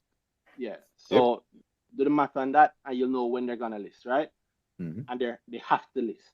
And the listing broker, sponsoring member, is likely to act as a market maker. So I wouldn't be surprised if a lot of people here have shares. But then going back to what the earlier caller spoke about, if what they say is true is actually true, and there are a lot of people trying to sell cross-listed shares in Trinidad, in Jamaica, Massey is one of the most widely held shares in Trinidad. And so if that thing that we keep hearing to be true is actually true, it then may mean that there's a significant amount of selling pressure that might come from it, right? But as I said, wherever there's an imbalance, there's an opportunity for profit. And if you put the piece of all of that together, you see why we say it, how we said it, and why I make sure to ask those people the questions that they ask. It's not accidental. But yeah, Massey, very excited about it. Indeed. What do you think about the scared stocks now? Because if the listing of Spur Tree can cause some other stocks to fall in value, what do you think about Massey? That size. Yeah. And they would have split on the line. Yeah. Yeah, a guaranteed split after it lists on the JSE. So you know, say I'm not gonna say if I buy this, I get in a split stock. Just have to wait it out. That will be a very interesting time. Yo, is the split, you know, it comes to me as, is the split expectation in Jamaica, the way we love splits, is that more powerful than any supposed Trini selling pressure? Yes, that's an interesting one. And it's very likely it is. Because again, what's the level to which Trinidad are doing? Because I think it's business people. I don't think it's a regular random just wants some USD. Because he's losing money doing that. What is he doing with USD? Yeah, that type of thing. So the proper value will come from business people. Suppose it's a pension.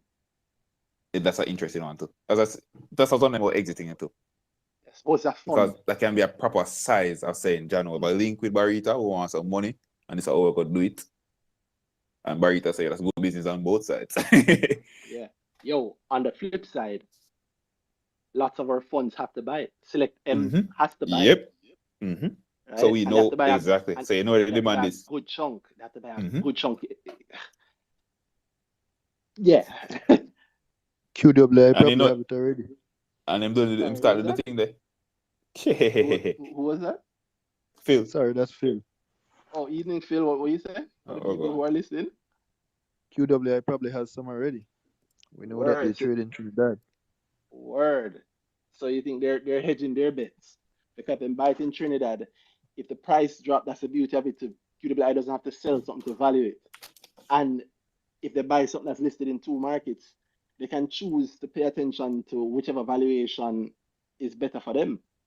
Yep. Yes. Well, right? Really? So, or would it be thing there? It depends. It can. I can't see ways around that. Either the strongest. Sorry, go ahead. The stronger market, or they can say, well, our shares are in trading.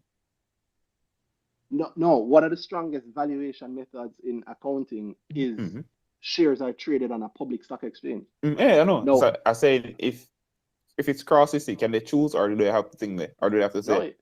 No, yeah, you can choose. As long as you can justify it to the auditors, you can choose. And cool. And it's not like it would be hard if you go, listen, these shares are worth $5 on the stock market, but privately we have somebody who is willing and has signed a document to say that that is harder. But if you can say these shares are worth $106 and 2 cents on the Trini market, right? But on the Jamaican market, they're worth $340. Just use your Jamaican valuation, because in Jamaica, that's how much it sells. And if in Jamaica it falls to $20, then you use your Trinidadian valuation, because that's a guaranteed market. And it's not like they don't play there. So of course, I can use it. This is actually, I can see something like QWI or somebody who's trying to truly have a lot of money and trying to truly hedge out their risk. They should probably buy every cross-listed stock.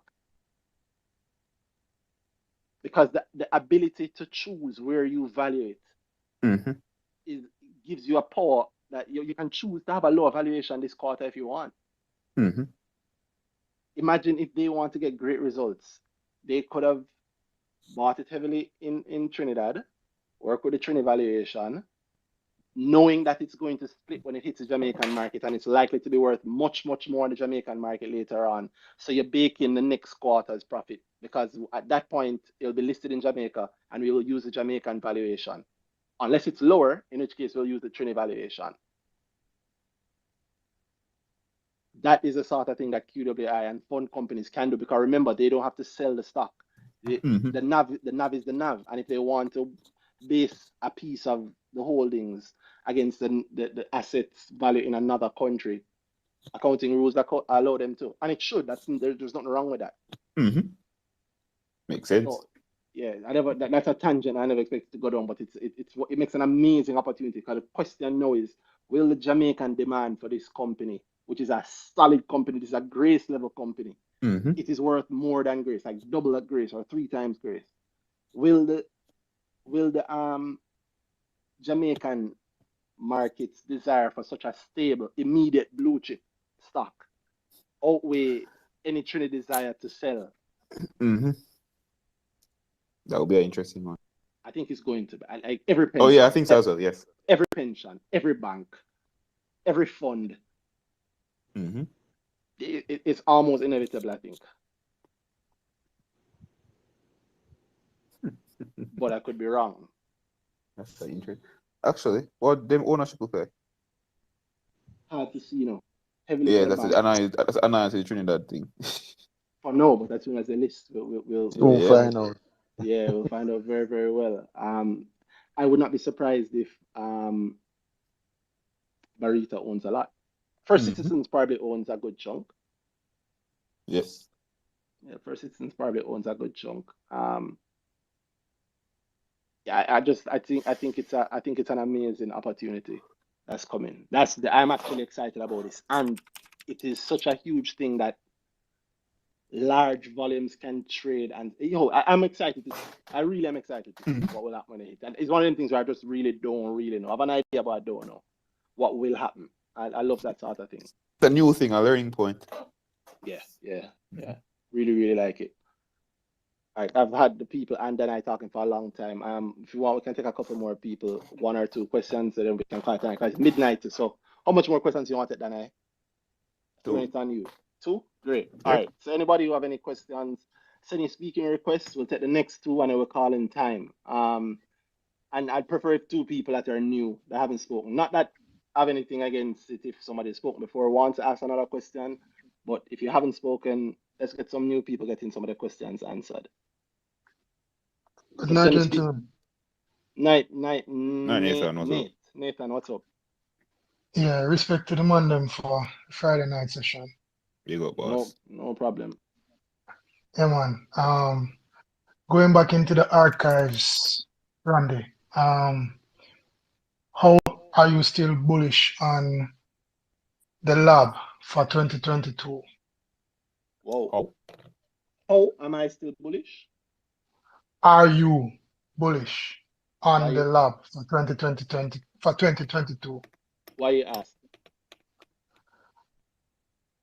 I don't have any data for it, but based on the little that I've seen them done during the pandemic, they seem to be maintaining the core business and even expanding. So just wanted to know if you have them as a dark horse. Probably that should be the question for 2022. Have you looked at their financials? Not yet. That's where you should always start. That's how you understand what's going on in a company. Sure. Yeah. No, you sound so ready to hear what I said. This sound like your idea of research, and it is research. Let's hear what Randy think. Well, go ahead. Well, I meant to ask this question last week in terms of, based on, as I said, nothing in depth just yet, but based on what just skimming off the top, on what I saw, just if that's one of your dark horses for 2022. Well, you understand how dangerous it is for me to tell you that, right? Because you're putting more weight on what I think than on understanding what the thing is. And you and me might not have the same timelines. In fact, we almost certainly don't have the same timelines. I get that, man. I get that. And I'm not trying to draw you out. Yeah, because otherwise you're not interested in the answer. Yeah, because you're not telling me what you think about it. Talk to me about it. What do you think about it? Well, as I said, I know you don't know a so lot, but you personally, obviously know some. So tell me. yeah. So it's something that I think, was it Said? I'm not sure if I got the name right.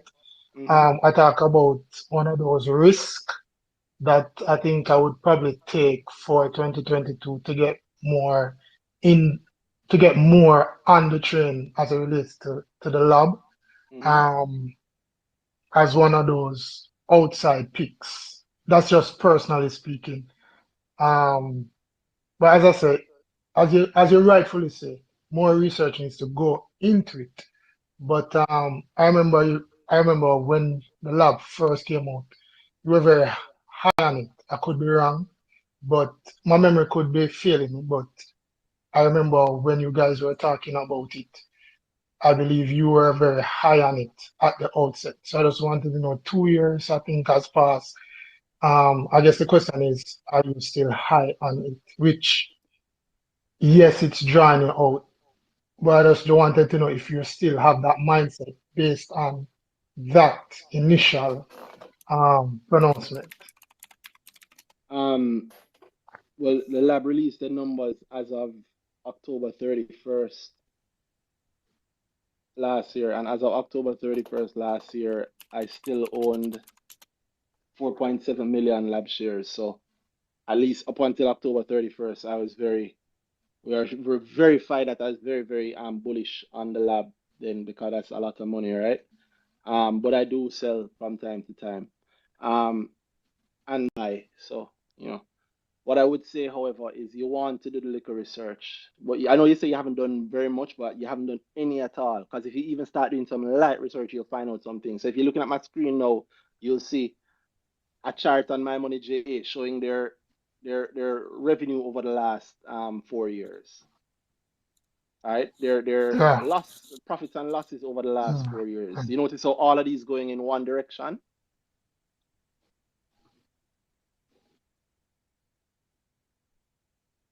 Like they Wow, made wow, wow. 155.5 million profits last year, right? When they just IPO the year 2018, the year before. I mean, not Mhm. last year, but the year of 2018, the year before the IPO, Yeah, their profit was 62 million. yeah. So that's a company that has more than doubled its profit in 4 years. You want to understand more about the company, though. You don't want to just buy it because Randy liked it. But we are sure that up to the end of October, I liked it to the tune of Yeah, odd that's million. true. Yeah, that's true. I mean, as I say, it's a risk that um it's a risk that I'm willing to take. It's But not the risk, based hold on, necessarily. just don't take the risk. No, go Just do ahead, the go liquor ahead. research. Just do the Do the liquor research. research. Do the Yeah. research, and Yeah, you won't. man. The risk won't be the same. But you sound like you already decided in your mind to me buy it. But Yeah, more you Randy say some things to become willing to take the risk. It's not like the real risk you're willing to take is you're willing to risk buying the shares without doing the research around there talk about. Mm-hmm. That's not like the real risk that you're really yeah. willing to take. Yeah, but that it's not worth Can it. I help It's you? not. Yeah, you know where It's not healthy at all. So, boy, and I've always listened to you guys talk about that, Hmm. and I know it sound a way, but it can't sound another way. But as I say, I have my shares already in the stock, and I'm happy with what I have so far. But Hmm. just feel, as I said, this You're would be a worried. good time for me personally to double down. For Hmm. me personally, So you want based on the so little. But as I said, it sounds like semi dry out. But no, it's not that you're I'm drawing me out. Forget the drawing out. You're not going to ever be able to draw me out. It's that you need to take the all right. point that you put money in there early and it looked like it work out. So it's even harder for me to tell you nothing because I did put some money in there and it work out. The year when you talk about it and it sound to me like it's so what you say sound good and it work out. So I check in again now because I can double down so I want to see how you feel now because it might work out again. Mm-hmm. All I'm saying is Don't double down and don't put money into something without having done the research. And certainly don't double down without having done the research. It's not cash pot, it's not lotto. Just do the little research. It's not hard. If you want to learn how to do it, spend a piece of the money and come grow, and you will learn how to do it. If you definitely don't want to do it, spend a piece of the money and get Danhai and make him tell you whether or not it exactly whether or not it's perfect for you. Yeah, yeah, I'm supposed to link him again in a few weeks' time still. So yeah, Link him, man. Don't we'll go off do for that. me, sir. Don't go off for me, sir. Alright. Link him, man. All All right. right. Big up, Nathan. All right. Alright, boss. Yeah, man. One more we call it a night. Anybody have any question, anything at all, any comment, anything you want to know about, now is the time. Or we will call. We'll all get to go to bed early.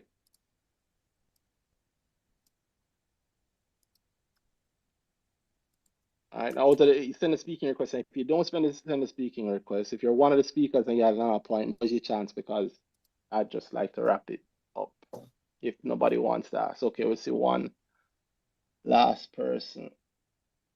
Cap God, Uncle Chance.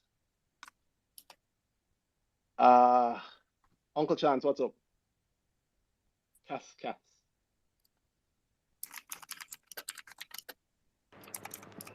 Night. Man, is there respect? Come on, big up night. What's Big up? up, Yeah, boss. always people basically push the whole narrative of because what I'm about to ask not necessarily has to do with stocks and portfolios and investing in companies, but I always see people push the narrative of earning in USD, especially being that you're in Love that Jamaica, one. right? So Uh-huh. I just want to know you guys' opinion and basically any other tips you would provide to me or anybody else. Whereas you're basically putting money somewhere in foreign currency. Because I can understand the whole, hype behind, or even necessarily hype, but the need to earn in foreign currency. But when you earn in foreign currency, is there like a good way to dump that foreign currency somewhere where it holds its value and Okay. potentially gain more? Alright, watch this. The hype behind foreign currency is one, Jamaica has a history of politicizing the FX, the US dollar. So it's a political point between parties and used as a measure of what really going on, or whatever, right?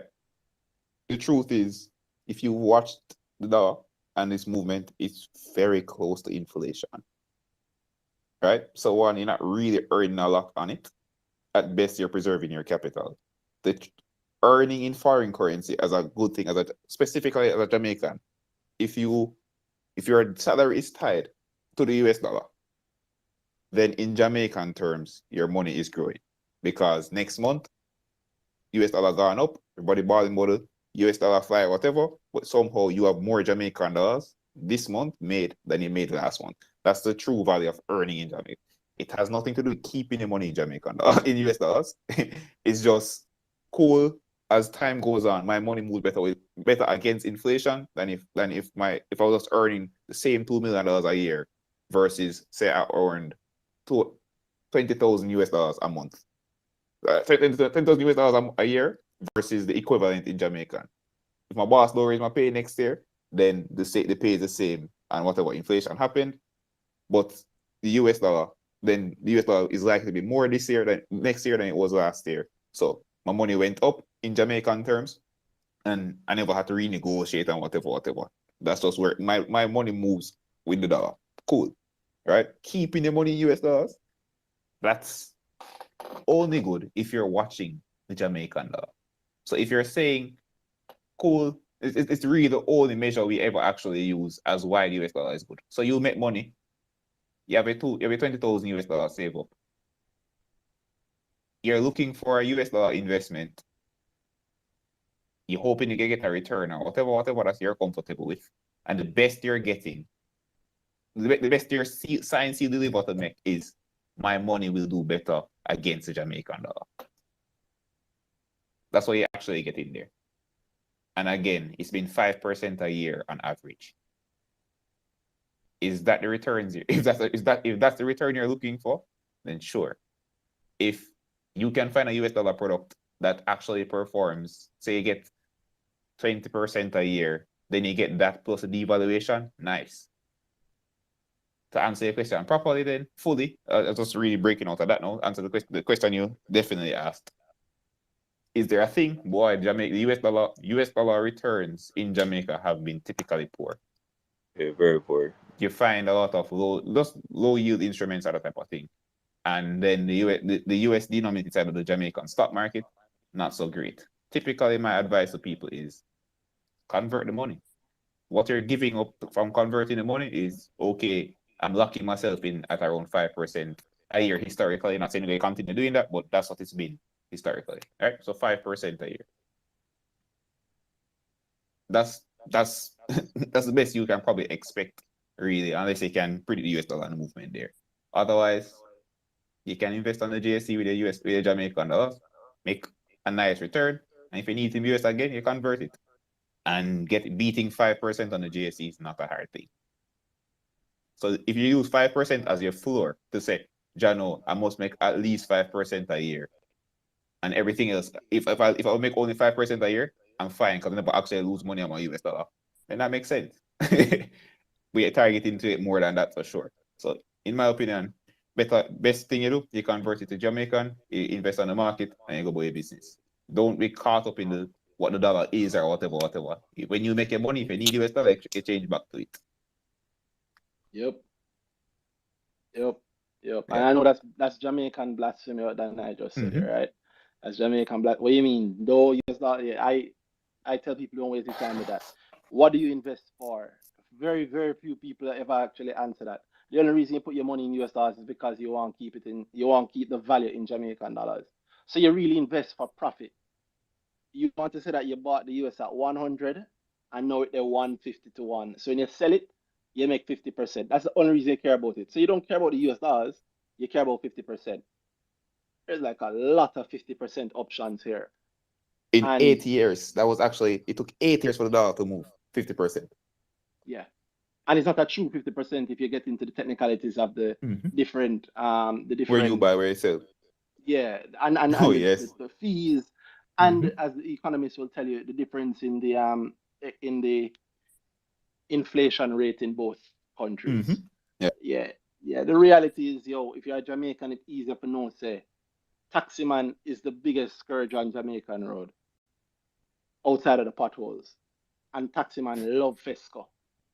So if Fesco is gonna list, Fesco must make money. You see how that makes sense? If JPS is the cheapest thing in Jamaica, and the Dr. Honorable Nigel Clark said that JPS is gonna list this year, 2022, which he did, then JPS, the biggest thief in Jamaica, I can't beat them because I've been trying my whole life. So the least I can do is join them and own some JPS shares. So them thief, they catch back like a bit in our dividend or something, right?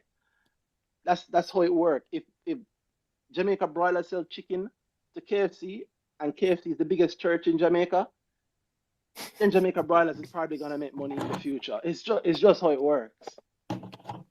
It's just common sense that makes the money, right? Craveney, Matahan, that is worth money. You got prison, I gather, they use that as currency. Carriers sell Craveney and Matahan.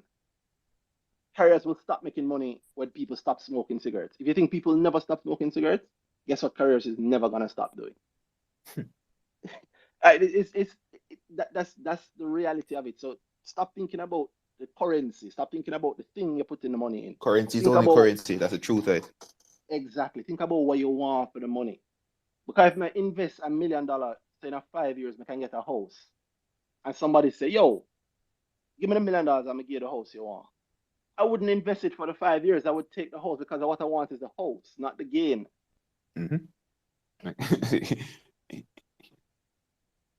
Yeah. That's a secret to investing. That's a secret to the best place to invest. So if your salary is coming in US dollars, then you have an advantage to most Jamaicans. Go for that. But in terms of where you put your money, it doesn't mean US dollars. No, you have to stay in US dollars to invest your money. If you are fine with US dollar denominated returns, then go for that. But if you want more and you realize that, John, this thing now really work out with that 1%, 2% of your thing, and I want some of the gains out on the JC, then yes, convert. You give up that that comfortable 5% you were sitting back with for the last 8 years for the possibility of way more. Yeah. I respect my brother. Appreciate it. No problem. And I'll say this because I've been getting a bunch of messages about it, and people, especially, I don't know why we're going to talk about Forex and crypto, and keep knocking me, and the US market, they're knocking me. People, you don't measure whether or not an investment is good based on the amount of money you've made. You measure an investment based on profit. So I don't care if you've made a lot of money in another currency or whatever. The question is, how much money did you put in and how much money did you get out? Yeah. And is the money out bigger than the money in? Yes. If yes, how much bigger? Exactly how much bigger? If you can't tell me that, a part of my brain immediately stops listening to you. Because it says, okay, this person has never you're not really going to make money. Exactly. Because I only invest X into a stock because I expect to get X plus out of it. I don't care if the stock is in US dollars. I don't care if it's crypto. I don't care if it's a Forex play. I don't care if it's a leverage for the Forex. I don't care if it's I'm not doing it I'm not doing it to do it. Exactly. I'm doing it because for the this profit. Yeah. I might have fun doing this, but I'm here because I see returns here. So the Forex guys tell me this stuff all the time. Like the one right now telling me that it doesn't matter, regardless of the money or percentage, it doesn't matter. A part of my brain shut down immediately. Because that's like you telling me, say, yo, me give you 100 grand for go do something with and make me some money. You come back and you give me back 20 grand. And I say, what is? It doesn't matter. Because it's money you get back is 20 grand. I don't care I don't care about the dollar figure. Just tell me about the percentages. People invest for profit. Profit is measured in percentages. That's the way that everybody can talk. So tell me about the percentages. And if you can't tell about the percentages, it immediately tells me the kind of investor you are. And like I said, don't feel bad if you never thought about this before. Most experts I've spoken to have never thought of it this way. When I was preaching this years ago, I was considered a terrible person. Pariah. A pariah for saying this. But the reality is you can't fight it because it is what investing is made of. The only reason you want to buy low and sell high is because high is higher than low. Right. Remember again, the article you sent me about Warren Buffett's fund manager. Yes, who died recently. I wish I had it at Quicksand, but that's a great article about that fund manager because he is a better investor than Warren. And Warren himself know it and said it. Yeah. He's like, bro, look at these guys' returns. Like, I don't even bother this guy. He's good. Oh boy. Yeah. Anyway, I see. Then I know you said 2. I'm going to do 1 ahead of you. It's not going to be. It's not going to be Sir Pajama. I'm not doing that to myself. This has already been a rough enough week. Ricky, you had a question? Or Ricky D Hard? You had a question or a comment or something? What's her name? Boy. Evening, Ricky. You are the last person for the night. Yes, man. Bless up, my boss. Bless up, boss. My question, though, rather, in respect to detail, I realize that the price has been going down and down for the past months or since its APO. Apart from producing some exceptional results, what can both Barita and Detail do in order to shore up the price of their stock? Pray. That is true. That is true. Well, see, nobody's interested in buying it. Look at that. Look at the buy queue. So get people interested in buying it. That's what they need to do. They need to get people interested in buying it. If they care, they may not care. They may not care about the share price. The share price doesn't matter to most companies. Like calling the front desk and saying, the price is down. All right. You want Janet in sales? But what are some of the actions you think though that they can take in order to steer the market in their direction? That's what we just said. All right, hold on. DTL probably doesn't care about their share price, so they don't care if they've steered the market in their direction or not. Yeah, that's my thought exactly, is that they don't give a damn about the share price. We're not saying they do. Yeah. We're not saying they do. No, I'm sorry, that is my personal view. You never utter that, definitely. But most companies don't. 99% of the companies on the market don't. In fact, it's even a thing to be said. That don't worry about your share price. Focus on business and what about when business is. Yeah. We're here for the long term. True. Yeah. Because so boy, that's how the company don't make him 100x on his IPO. Yeah, exactly. Right. Most companies don't care about the share price. Now let's say that detail, and I think Barita does kind of care. Let's say that they do care about the share price. Then they'll have to do things, show things to make it very attractive to the investing public. True. Like we gave the example a few weeks ago of Cygnus talk. I don't know if it's true, but I think Cygnus spoke about the Puerto Rico buyout acquisition because Massey is coming. And the kind of people who, in my personal view, who invest in Cygnus are also the kind of people who will find Massey attractive, and they may sell their Cygnus shares and buy Massey shares. And the act of selling off a lot of shares very often involves the share price going down. True. And so I think that they've put that there to remind people, hey, you really want to sell us right now because we've got some good things coming, and this is all US dollars, and it puts us in the US market. It's a sort of thinking, right? Everybody, I wouldn't be surprised if the people that want to include an element of how good we are now speak about US dollars. Barita just did it with pointing out their buyout of that huge real estate. The transaction in US. You notice what you just said? Transaction in US, not Florida's largest real estate company, not a future regional possible expansion or a future intra-US expansion. Instead, you say, they even said, not even the fact that they said clearly that they're looking to list it this year. Instead, you say that US transaction. Yo, we love US dollars in Jamaica, brother. You notice all the points that you skip over just to concentrate on the US when the US don't matter. Because if they pay 10 million US for it, and when it done, it only generate 5 million US worth of business. It don't matter that it was in US. It was not good. Right? But if they pay 10 million US for it and it generate 100 million US worth of business, then it was good. Not because it's in US, but because of the difference between how much they pay and how much they make from it. Right? True. Yeah. So you then have to think, what are the things, if they cared about Dairyman, what are the things that people care about that would make you, what would make you buy Dairyman for higher? What's the price that you would want Dairyman to be at? For me, I think initially the APO price, it was a bit steep. 230, 230. I think 240, thereabout. 240. Yes. I think it was a bit steep, and if they went in a bit lower, then that would have helped to boost the price. But overall, I think they produce right. And we have to understand what an APO is. An APO is meant to give the company money. The company cares about the APO, but they don't care about they care about the APO being successful because they need that money. True. They want that money.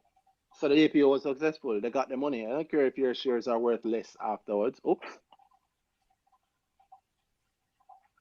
Exactly. All right. We'll get back up in time. But what is a price that you would love your detailed shares to be at? That you'd say, yes, this makes sense. Now the market making sense. Let me answer it from a different perspective. I want a number. For time's sake, I want a number. What's a share price? If you open your My Money JA portfolio tomorrow and you saw Dairyman Traders Limited at X price, you'd say, okay, I feel good. What is that price? If I see it at double the price right now, which would So be if you saw about it at $2. 4.46, Mm-hmm. if you saw it at $4.46, you would feel that okay, the market is making sense. Definitely. All right, what would make you buy? Would you buy it right now for $4.46? No, Why not? because I want to buy it for a profit. Because actually, since week I went in and got some at approximately $2.19. Mm-hmm. Because overall, I think it's a good company, and give it some time, and it will grow. Well, if And you said maybe grow, the market would see it in that light. maybe, but the question I just asked is the question you need to ask. What would make you? What could you hear about that would make you rush and buy Dairyman tomorrow for $4.46? That would have to be some very impressive acquisition with an ex-good company. Like what? Something that would drastically increase their price, increase the value of their company. Like, oh yeah, give me I'm an not example. saying, Give me a all made right, up for example. Give me a example, made up I'm not example. saying that they should go in any particular sector, Mm-hmm. because diversity is good for every company.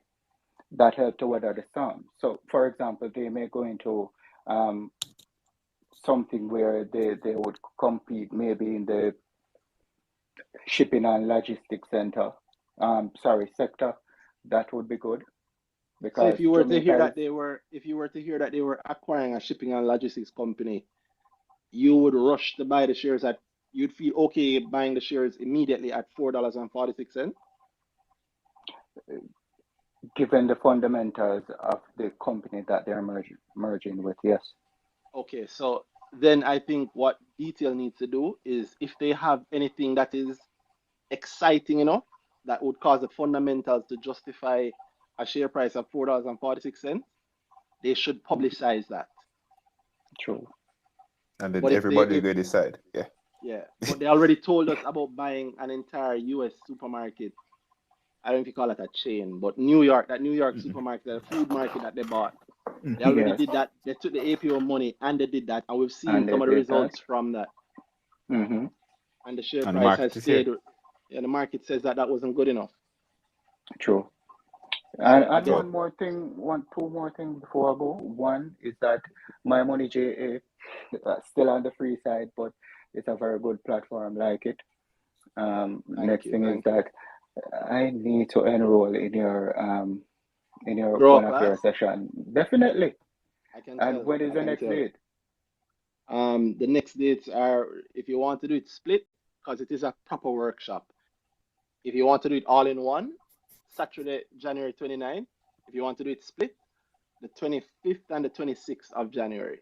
So next week, Tuesday and Wednesday is the split grow. Same information at both sorts of grow. Just one is over 2 evenings, the 25th and the 26th, and the other one is the 29th, which is starts in the morning and we go until the evening. And when you're done, you're like, okay, I get it. At least that has been the response so far. I suspect you will get a lot more once you've done it, a whole lot more. Yes, man. We're all about learning and making money. We're all about profit. Remember, it's not definitely. Yeah, growth don't make sense to me if you don't use it to make money. I want people to make money. That's the whole objective, right? Yep. Exactly. Exactly. So think about that same thing when you think about your investment. Are they telling me something that is going to make me see them as making enough money for me to want to buy the shares at this price? Because chances are, if you want to buy the shares at this price, somebody else Everybody else does. Yeah. Mm-hmm. Yeah. The problem comes about when you think it is here and the market doesn't agree. Exactly. Yeah, man. All right. Best up, my boss. Yeah, man. Yeah, man, boss. Best up to you, too, Ricky. All right. And thank you guys very much. Andrew, I see you have your hand up, but I told Danhai that we're doing the 2 and we went 3, so I don't want to do it. Danhai, you want to be nice. If you can unmute him if you want, Danhai. I see him have his hand up. Otherwise, I want to tell people thank you and good night.